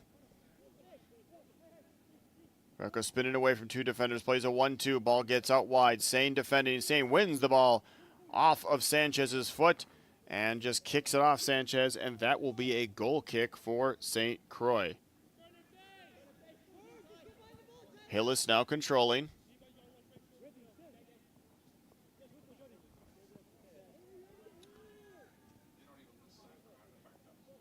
All right, Meyer finds Acondo. Acondo to Sane. Sane out wide to Schrage. Schrage spins away from one defender. Schrage charging into the zone. He does find Bechtel. Bechtel on the attack. Bechtel trying to play a 1-2 with Donovan. Donovan's first touch deserted him, and it'll be controlled easily by Thunder Bay. Perry Blay stepping in, deflecting that pass back towards Thunder Bay, and a ball sails high into the ionosphere, finally comes back down, and Prater will control for St. Croix.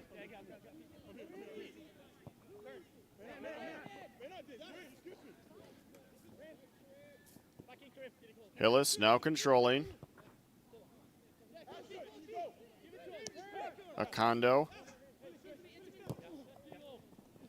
Now Prater. Thunder Bay controlling now, trying to rifle a pass through their defense. And it's picked up easily by Meyer, and now Stu Sane will get the play started again for St. Croix.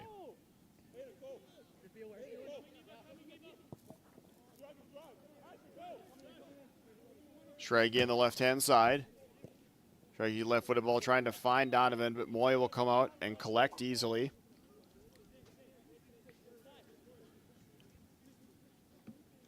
As Thunder Bay looks to see out this 2-1 lead that they gained in the 55th minute. As Tyler Tardo got onto the end of a deflected shot. Just a bad bit of luck for St. Croix. Sometimes that's the way the world works. And it's a 2-1 lead for Thunder Bay as we are in the 63rd minute here from Pony Stadium. Donovan tracking back and defending. Donovan proving he just isn't a goal scorer. Donovan dropped all the way in the defense. Donovan trying just to defend. Couldn't quite win the ball off him. He's knocked off, and now Thunder Bay with a 4-on-3 break. Bashir Bay has the ball stolen off his foot, as now Bechtel will roll it back to Schrage. St. Croix looks to find a way back into this game. Stu Sane in the middle of the field. Stu Sane trying to find Azuzu. Azuzu chasing Neba. Neba managing to get it out wide to Nisa. Azuzu looked like may have caught some part of Nisa's arm in the eye or in the nose or something. He appears to be okay as Neba plays a big booming ball with his left foot over to that right-hand side. Schrage leaps to head it. Ball goes past Sanchez, and that'll be a throw-in for St. Croix.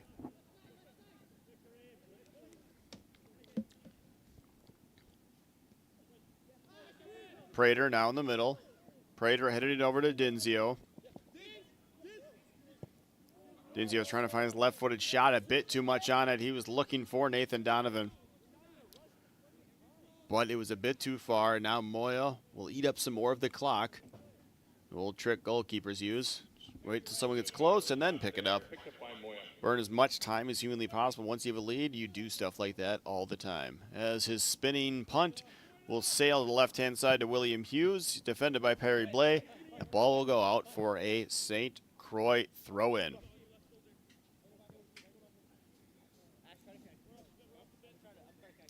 Meyer in his own box, finding Hillis.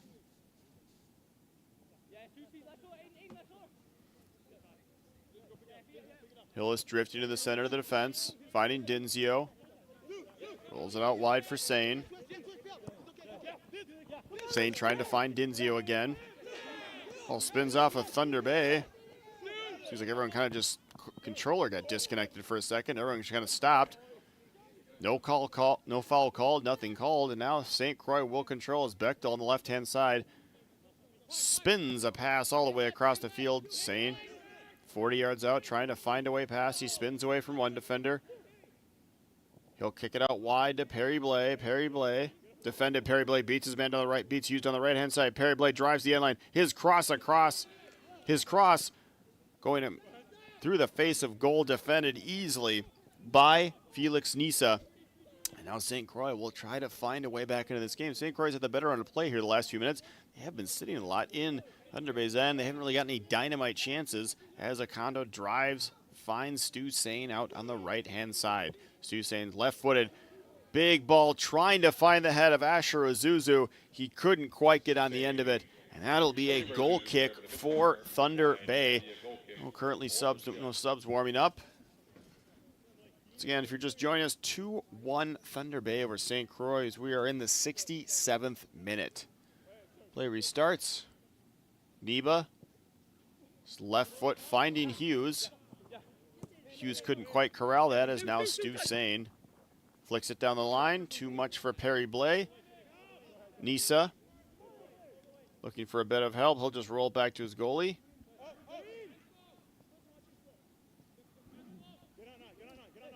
Bashir Bay.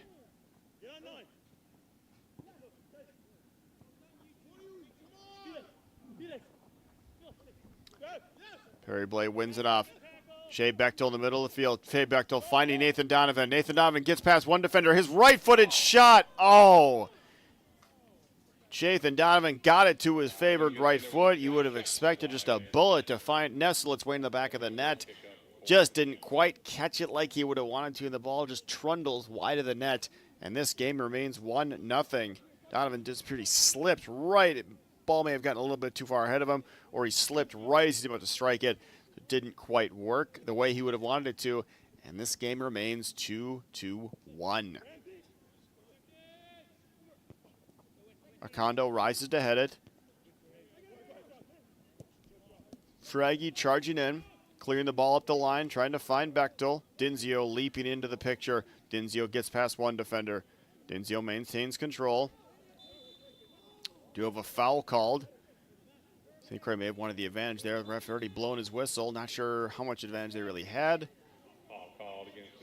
But as it stands, it'll be a free kick here for St. Croix in Thunder Bay's half. About 40 yards from the net, 45. About 45 yards from the net. Prater will look to drive this. Looking to find Nathan Donovan at the back post again, get a header back across the face of goal. Hopefully someone can be sitting there and tie this game up for St. Croix.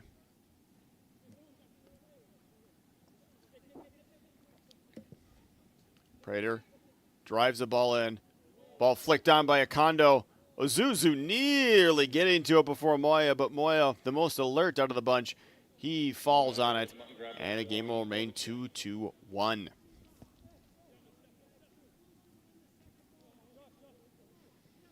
Moya taking as much time as the referee is going to allow him. Moya with another punt up. Acondo. Neba. Schraggy. Schraggy sending the ball to the left-hand side. Nathan Donovan giving chase, trying to work his way around the defender field. Keep that ball in play. He was unable to do so. And the game will remain 2-1 here as we enter the 70th minute at Pony Stadium in Stillwater, Minnesota. This USL2 Deep North matchup. Kondo out wide to Sane. Sane's low-driven cross clatters off the head of Attardo. Ozuzu trying to control. Zuzu, his pass intercepted by Reveco. Perry Blay tracking back. Hughes getting the last foot on it. That'll be a throw-in for St. Croix.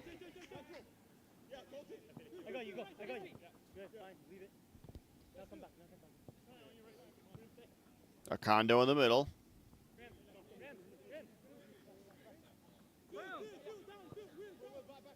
Now Schraggy out on the left-hand side. Coach Tyler Dolson does have a couple of subs warming up. We'll have to see what makes a formational switch, if it's just going to be a like-for-like switch, or if he's going to try to bring on a bit more attacking power, trying to get that late equalizer, maybe even pull out a win in this game. Tie doesn't really do much good for St. Croix here. In the standings, they really need a win to have any chance of making the playoffs and catching Thunder Bay and Bavarians. Prater charging and winning it. Now Dinzio back to Schraggy. Kondo with the big ball, trying to find the head of Asher Ozuzu. Ball flicked into the middle. Donovan nearly finding his way past the defender. He does have that innate ability to just kind of flick past the defender. Ozuzu clips around one player, goes down, and there was contact in the box, but the referee judging that it was not worthy of a foul. Could have meant a penalty for St. Croix. Coach Tyler Oliver made his displeasure known verbally, and we'll have our first yellow card of the game. Okay, that is on a yellow card here in the 72nd minute. We have a straight red card for head coach Tyler Oliver. He evidently did not like the non-call there by the official. It did look like Ozuzu. There was contact. Looked like there was contact. Looked like he went down, but no call was given. Tyler Oliver did not like that. He made his displeasure known, and I'm assuming by some of the language he used, it was enough for a red card. A straight red card for the St. Croix Legends head coach. Head coach for the Legends has been issued a red. We're going to have a replay here. Ozuzu it didn't look like this Thunder Bay player got any of the ball, and it looked like he just clattered into Ozuzu. Looked like from here that should have maybe been a penalty, but referee did not agree. A game that really hasn't had too many notable events so far, other than the goals. Just had one. No foul called on a foul on Asher Ozuzu in the box. Leads to a red card for head coach Tyler Oliver. And now play will restart as Thunder Bay looks like Thunder Bay is going to be taking a free kick. Referee did stop play to award that red card to Tyler Oliver. 73rd minute here from Pony Stadium. Big ball played up the right-hand side. Dinzio winning it off. Foul called there. Now a free kick deep in their own territory for St. Croix. Free kick for the Legends.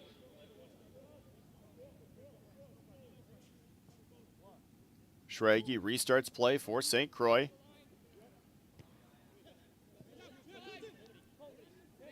Colton Prater trying to find Perry Blay out wide. His pass is mishit. Thunder Bay looking for that third goal, which at this point, I have to think would probably almost ice the game. St. Croix looking for that tying goal as Bechtel works its way up the right-hand side.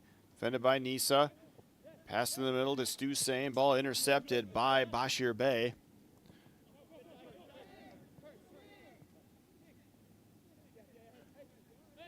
Akondo in his own half. Big ball played up, trying to find the head of Asher Ozuzu. Not quite able to. The ball will bundle out of the bounds. Stu Sane will restart play here for St. Croix. A little over 15 minutes left plus injury time. St. Croix again trying to end this two-game losing streak they're on. Tough task when you're going to face the league leaders in the Thunder Bay Chill, though. In their 2 games earlier this year, St. Croix actually did manage to get on their trip to Canada 2 games in 3 days. They did get a win and a tie. Unfortunately, it looks like right now Thunder Bay looking to get that win. Attardo with a low right-footed driven shot. That sails well wide of the net of Nolan Meyer. And we will have play restarts quickly as St. Croix looks to make a break for it. Stu Sane running through the midfield. Stu Sane pass over to Colton Prater, referee. Looked like he was giving advantage, but not enough there for his liking. It'll be a free kick right at about midfield for St. Croix.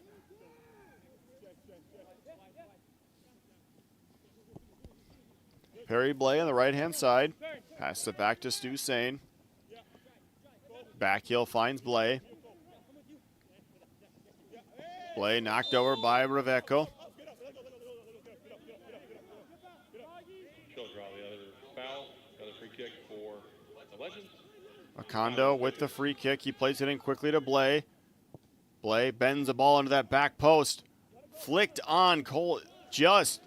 Ball just flicked off a Thunder Bay defender. Cole Schrage was sitting right there. You'd have to believe he would have had at least a decent goal-scoring opportunity as Stu Sane will now throw the ball in, trying to emulate Carter Teasfield and get this thing into the box. Maybe a flick onto the back post. Donovan, overhead flick. Prater getting a half volley.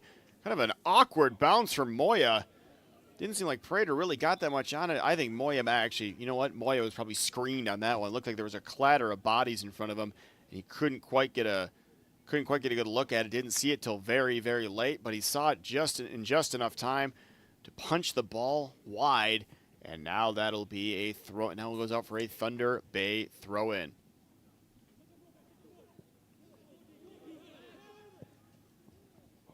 Big ball played over the top. Otardo charge, and he's past. Oh, he was past Acondo. Bouncing ball. He rolls it in the middle to Reveco. Reveco on his left foot. Reveco with a shot. Nolan Meyer jumping. Ball head. Nolan Meyer with an excellent bit of goalkeeping, just palming the ball into the air. The header into the top of the box. Meyer actually went charging after that. He may have realized about halfway there that maybe wasn't the correct course of action. He's stuck in a bit of no man's land. Luckily, the Thunder Bay shot ends up flying wide of the net, and this game remains 2-1, 77th minute. Aiden Hillis now across the field to Dinzio. Dinzio trying to weave his way through. Bechtel. Bechtel going over the top, trying to find Nathan Donovan. Donovan nearly wins it off of Neba. Neba will just take that big left foot of his and clear it up. Now Otardo, defended by Hillis. Phyllis on the backhand side. Otardo and Aiden Hillis with an excellent slide tackle. I don't know where Otardo's shot was going to end up, but Aiden Hillis evidently didn't want to find out. And as strange as this is going to sound in the 78th minute, leading 2-1, that is Thunder Bay's first corner kick of the game. I do not have one written down here. I may have missed one. That is their first corner kick of the game, as it looks like Diego Reveco will jog over to take it. Reveco will take this Reveco. for the chill. Reveco, the left foot, trying to curl this into the back post. Otardo on the goalie.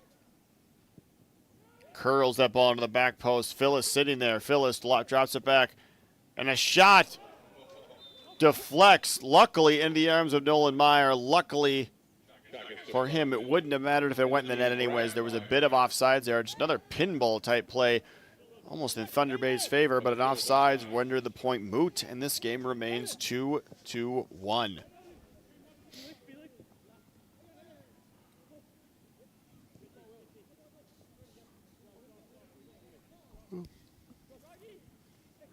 Schrage to Okondo. Stu Sane. Nathan Donovan Nathan Donovan just absolutely run over. The ball nowhere near him. No card given. Only have one card in the game so far. And that was a straight red card. Not often you see that one, but that was off of head coach Tyler Oliver of St. Croix Legends. Did not agree with the non-call of Asher Azuzu getting knocked over in the box. And with no penalty called, he verbalized his disagreement with the call, and that was enough to earn a straight red card from the referee, as it looks like Thunder Bay is going to make a couple of substitutions. Look like Diego Reveco will be coming off. And one of the goal scorers, William Hughes, will also be coming off.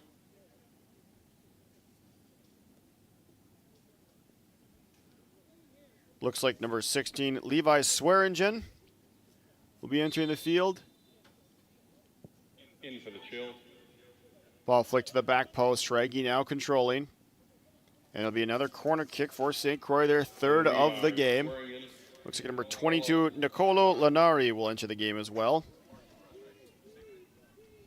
So once again, Levi Swearingen, Nicolo Lanari. Ball corner clipped to the back post. Moya comes out. It's absolutely nowhere near it. Didn't even hit it. And the ball flicks off the head of Asher Azuzu. Jacob Dinzio's corner just leads to a goal kick for Thunder Bay. No word yet if Levi Swearingen is related to main character of Deadwood Al Swearingen. We'll have to get back to you on that one. All right, Moya will restart play with the goal kick. Ball bounces in the St. Croix half, controlled by Thunder Bay. Out wide to Nisa. Ball in the middle. Bashir Bey. Top of the box. Bashir Bey with a long right-footed driven shot. Deflected by Perry Blay. Stu Sain trying to restart the play. He tries to find Asher Ozuzu. Ozuzu pressuring this Thunder Bay defense. And all Damon Field can do is get that one out of bounds. And we have a throw-in. A couple of substitutions coming in here for St. Croix. Does look like Colton Prater is coming off the field. And also Aiden Hillis.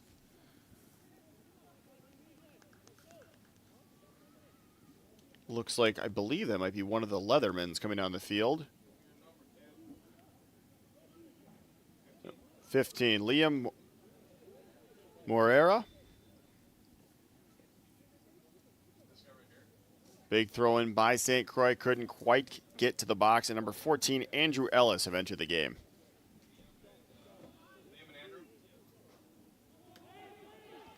In for the Legends. Okondo. Andrew Ellis.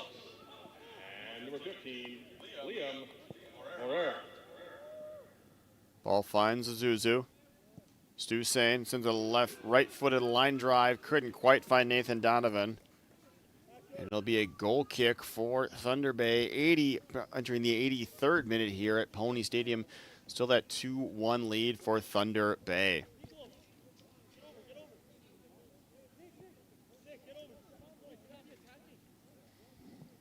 Joshua Moya getting things restarted.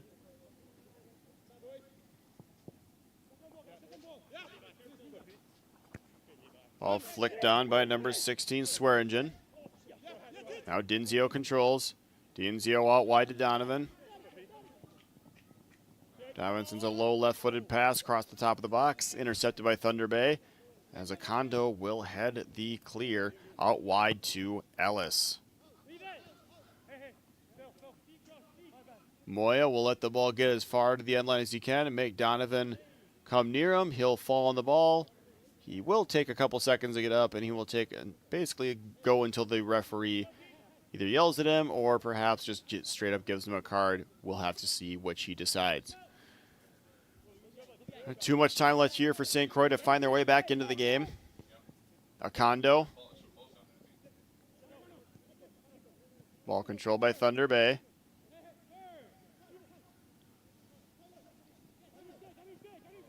Out wide.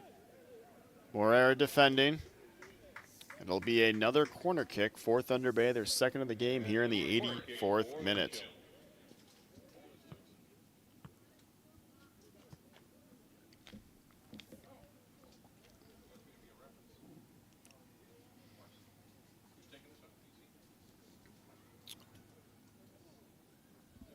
(22) Nicolo Lanari will be taking this one. Left-footed in-swinging corner kick, trying to find the head of a teammate. And at this point, you have to get a 3-1 lead and probably seal it for Thunder Bay.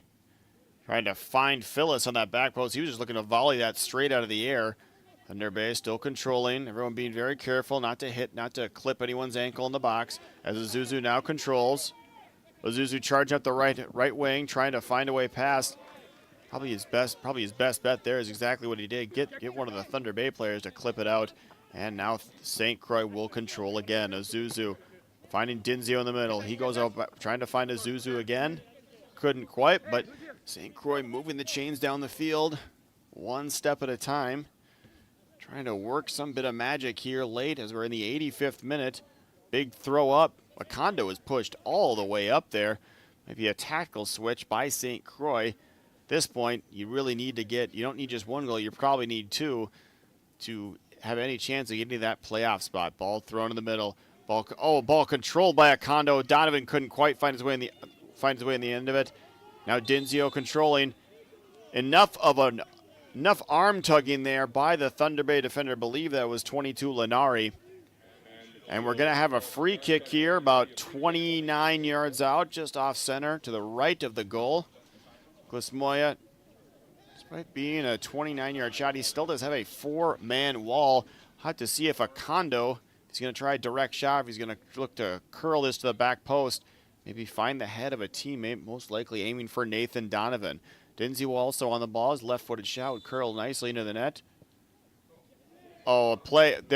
St. Croix tries to work a play. It nearly worked, but intercepted. But Acondo with a beautiful interception. He fires a pass out to the left-hand side for Stu Sain. Stu Sain, Moria, top of the box. He finds Perry Blay. Perry Blay cuts to his left foot. Perry Blay from about 25 yards out trying to get something on that, maybe tie this game, but his shot sails well high of the net. And we are about to enter the 87th minute. It's still 2-1 Thunder Bay. Does look like Acondo is now pushed up. Looks like in defense, you basically just have at this point Ellis and Schraggy. Moya will re-enter play with a goal kick. Big ball played up. Stu Sain trying to head it. Moria.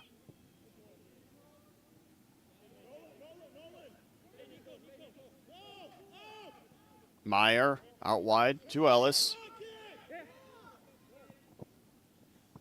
Ellis trying to find, he now pushed up Ramsey Oro Acondo.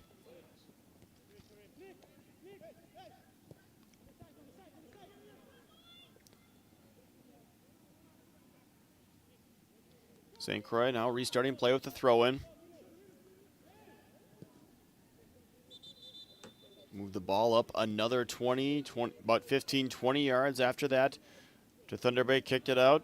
Once again, moved another 10 yards. Ball boys getting their workouts in right now. They're on top of their game. Play's not really taking much of a breather, even with these 3 throw-ins in about 15 seconds. Zuzu trying to play it out wide to Sain.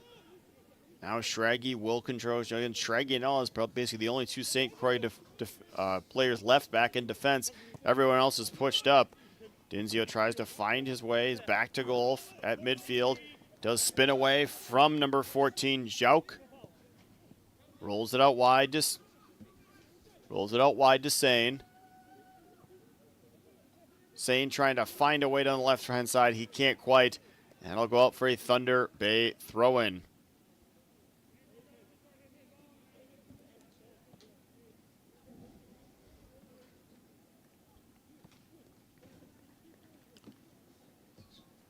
So again, one more regular season game for St. Croix. That'll be this Sunday. That one's also at home against Minneapolis City. So a nice Minnesota Twin Cities derby match.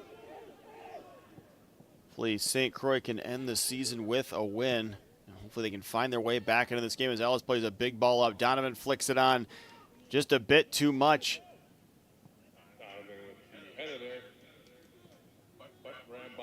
Moya will grab and eat up as much clock as he can as we are in the 89th minute. Cannot imagine how much injury time there's going to be. There's only been 1 goal this half. Really hasn't been any injuries. There's been no huge stoppages of play. But the only thing you could say was the red card by Coach Tyler Alver may have eaten that much time up, but that really didn't even take that much time. It was pretty. The referee made his decision very quickly as Thunder Bay looks for their 3rd goal. Lenari fires a left-footed shot that sails well wide of Nolan Meyer's net. As we're just about to enter the 90th minute, St. Croix, a big mountain to climb right now. They don't need 1 goal. They probably need 2 if they have any hope of making the USL2 Deep North playoffs. Ozuzu and Donovan miscommunicated. Now controlled by Acondo. Acondo pushed up deep, pushed up far in the St. Croix attack. At this point, defense isn't the name of the game. They need to get a goal. Ball swung out wide, finding Perry Blay. Perry Blay trying to find Shea Bechtel. Shea Bechtel trying to find his way around the defender. Ball goes out for a goal kick. And Thunder Bay will take their sweet time getting this ball back into play, as pretty much any team would do in their position.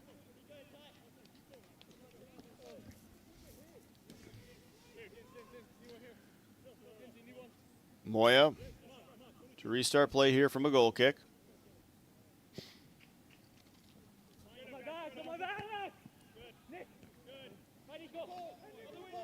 Lenari trying to find his way past Sain. Ball rolled back to Meyer. His left-footed kick. Looks like it's going for Moria. Foul called on Thunder Bay. Moria. Nope. Sain will get play restarted quickly. Looks like they're going to push everyone up. Schraggy, the deepest player for St. Croix, lines the ball into the box. Ball finds Perry Blay at the top of the box. Perry Blay with Ellis on an overlap. He tries to find Dinzio. Dinzio Ball just a bit out of his range. Thunder Bay with another with an equally wayward pass. And now St. Croix will have a throw in. Stu Sane on that far left side trying to get something going. Donovan flicks it to the back post. Perry Blay there. Perry Blay shielding his man away from the ball. Perry Blay. Ellis curls a ball to that back post. Azuzu can only get a flick on Sane, desperately trying to keep it in. He does. Sane sends a bouncing ball. That was kind of an awkward, dangerous ball that nearly befuddled the Thunder Bay defense, but now Thunder Bay will come back on the counterattack. Perry Blay tracking back. He'll play it all the way back to Nolan Meyer as we are in injury time here in the second half. This 2-1 Thunder Bay lead.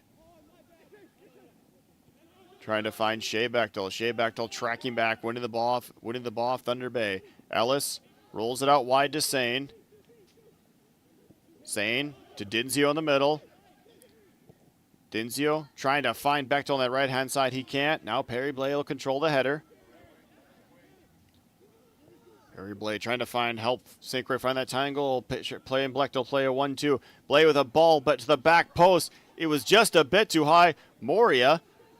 Ball back to Sane. Sane clipping a ball into the middle of the box. Donovan with a header. A flicked header, and it was perfect. Perfectly worked play. Donovan got the flick he wanted. Unfortunately, Joshua Moya was absolutely perfectly placed. Ball sails right into his chest. He corrals easily, and that was a dynamite scoring opportunity for St. Croix. I think it's probably maybe the last one they're going to get of this game unless they can work something here. So we are now deep into stoppage time in the second half. Neba heads it out. Referee checking his watch. Ellis throwing it in. Ellis down the right-hand side to Donovan. Nisa over the back of Donovan. Looks like a foul on Donovan. Nisa knocked over by Donovan. That'll be a foul and a free kick for Thunder Bay. I have to think that's going to be one of the last. I have to think that's probably going to be one of the last This is going to be one of the last incidents in the game. Deep into stoppage time. St. Croix trying to find a way back into it. Big ball played up by Moya. And that'll be the final whistle. Thunder Bay avenges their loss and tie earlier in the year to St. Croix at home with a 2-1 win. Only one goal in the second half.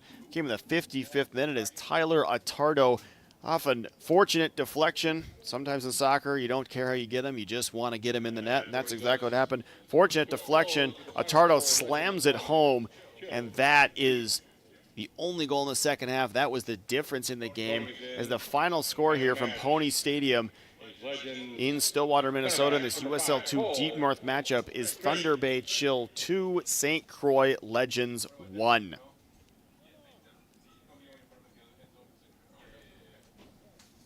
'24, the 40th anniversary of the St. Croix Soccer Club. It's been going since 1984. Ball Kids did an excellent job tonight. The flow of play was. That's pretty lame, folks. Let's hear it for the Ball Kids. Ball Kids did an excellent job tonight. If you were watching from home, flow of the game was not interrupted at all. There was no waywardness. Every time a ball went out, it went back in immediately. Good game between the two teams. Pretty evenly matched. About the same amount of scoring chances, almost the same amount of corners. The only difference really being just sometimes it's what it is. Just a little bit of luck. One bounding ball finds its way to the wrong spot, and then you're down 2-1, and there's nothing you can do. St. Croix, late Nathan Donovan header nearly tied the game. Unfortunately, his flicked header could only find the waiting arms of Joshua Moya. That kept it 2-1. It was probably the best scoring chance of the second half for St. Croix. St. Croix does have one more game left. That'll be this coming Sunday right here at Pony Stadium. That'll be against Minneapolis City. And then there'll be that Minnesota Super Cup matchup. Check the website of the Minnesota Super Cup for details and exactly when that game is going to be. All right, that'll do it here for me, Tom Fitzer, in the booth for this USL2 Deep North matchup. Once again, final score, Thunder Bay 2, St. Croix Legends 1. We'll have a post-game interview with the man of the match.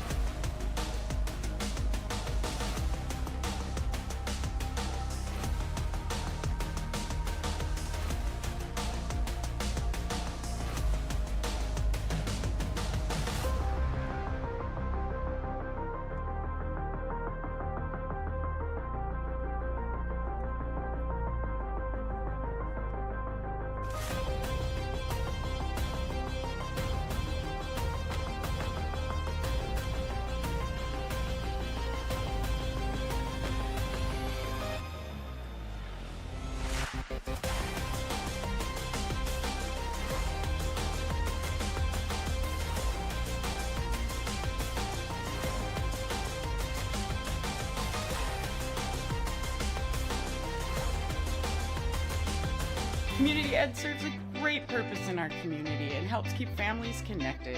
Community education has something for everyone. I really love watching the kids improve.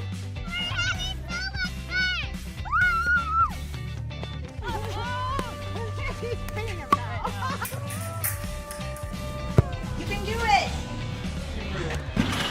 Nice job! Come and see us at Community Ed for a good time for kids and families. Hey, who are we? 1, 2, 3!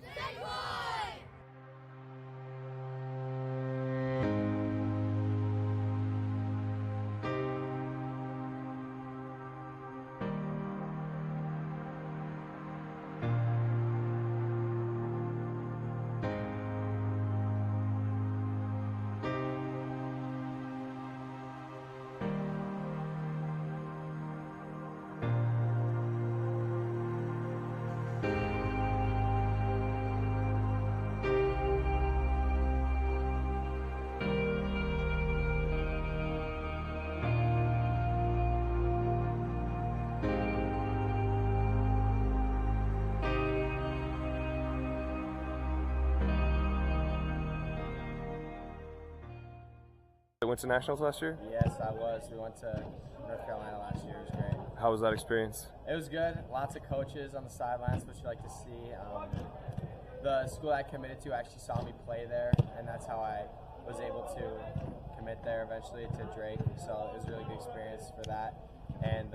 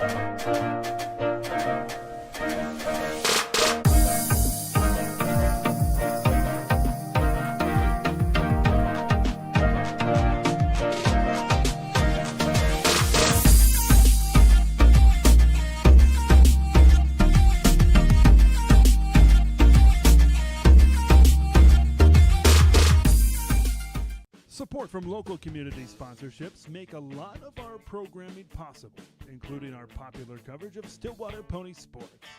Sponsor school programming,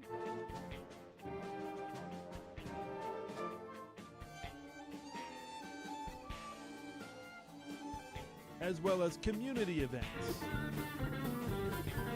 Support local community organizations and their events by sponsoring our coverage or donating at our website, vactv.org. Preserve those local events that last a lifetime. Visit the VAC TV store on your computer or mobile device to purchase school programs and community events. DVD, Blu-ray, and digital downloads are available. Make it easy and search for your program that you wish to purchase. Buying is convenient with multiple options at your disposal while checking out. Visit vactv.org/store today. Community ed serves a great purpose in our community and helps keep families connected. Community education has something for everyone. I really love watching the kids improve.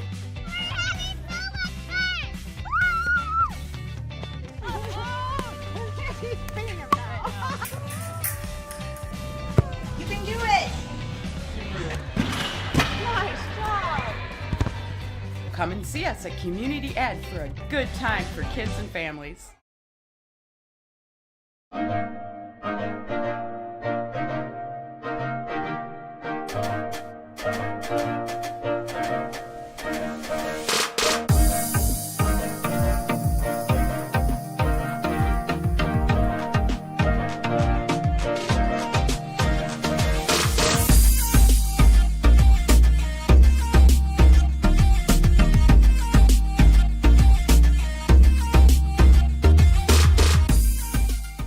Support from local community sponsorships make a lot of our programming possible, including our popular coverage of Stillwater Pony Sports. Sponsor school programming,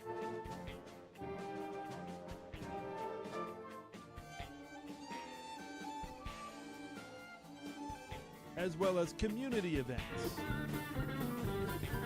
Support local community organizations and their events by sponsoring our coverage or donating at our website, vactv.org. Preserve those local events that last a lifetime. Visit the VAC TV store on your computer or mobile device to purchase school programs and community events. DVD, Blu-ray, and digital downloads are available. Make it easy and search for your program that you wish to purchase. Buying is convenient with multiple options at your disposal while checking out. Visit vactv.org/store today. Community Ed serves a great purpose in our community and helps keep families connected. Community education has something for everyone. I really love watching the kids improve.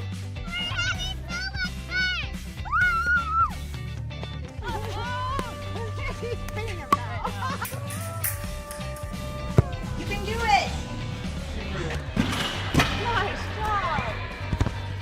Come and see us at Community Ed for a good time for kids and families.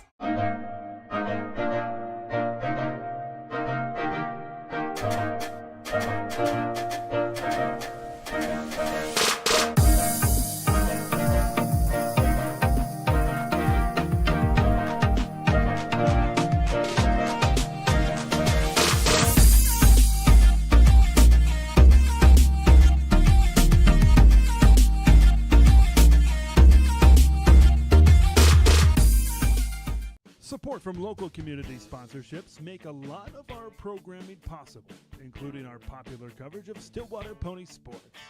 Sponsor school programming,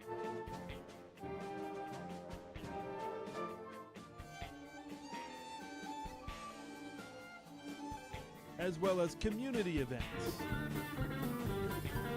Support local community organizations and their events by sponsoring our coverage or donating at our website, vactv.org.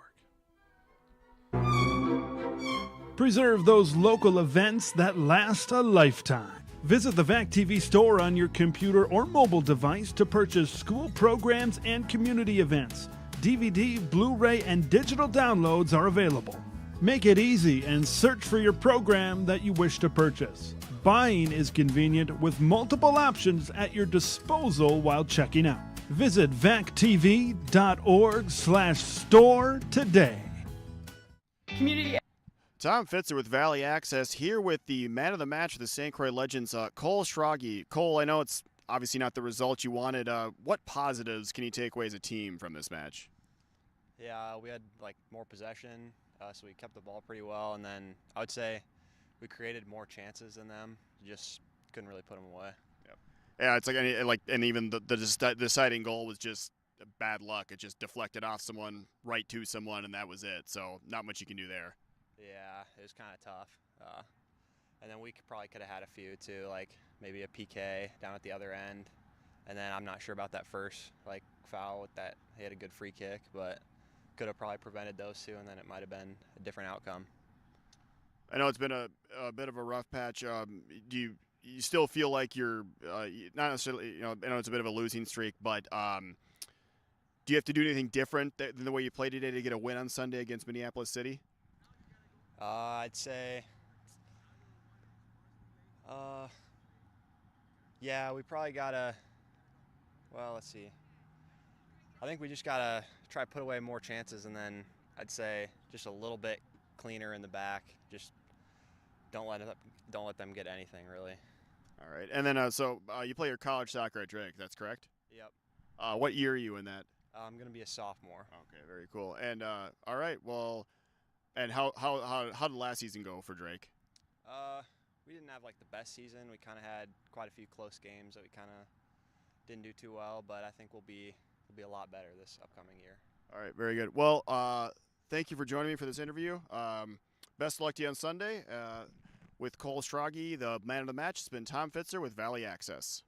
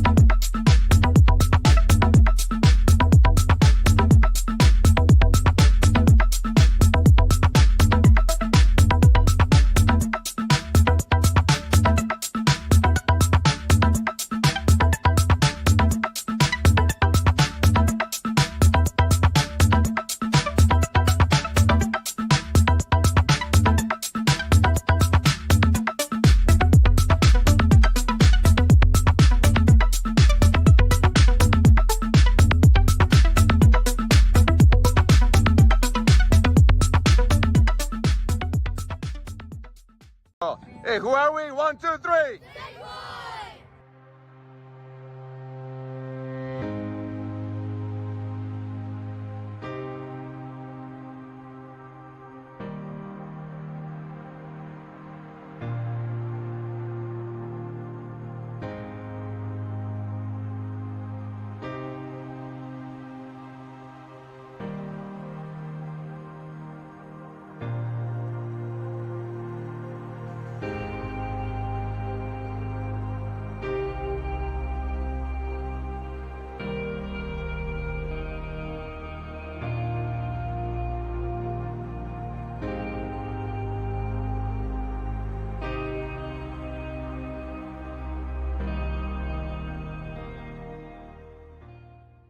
Went to nationals last year? Yes, I was. We went to North Carolina last year. It was great. How was that experience? It was good. Lots of coaches on the sidelines, which you like to see.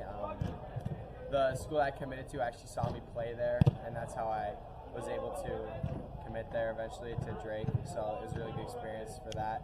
And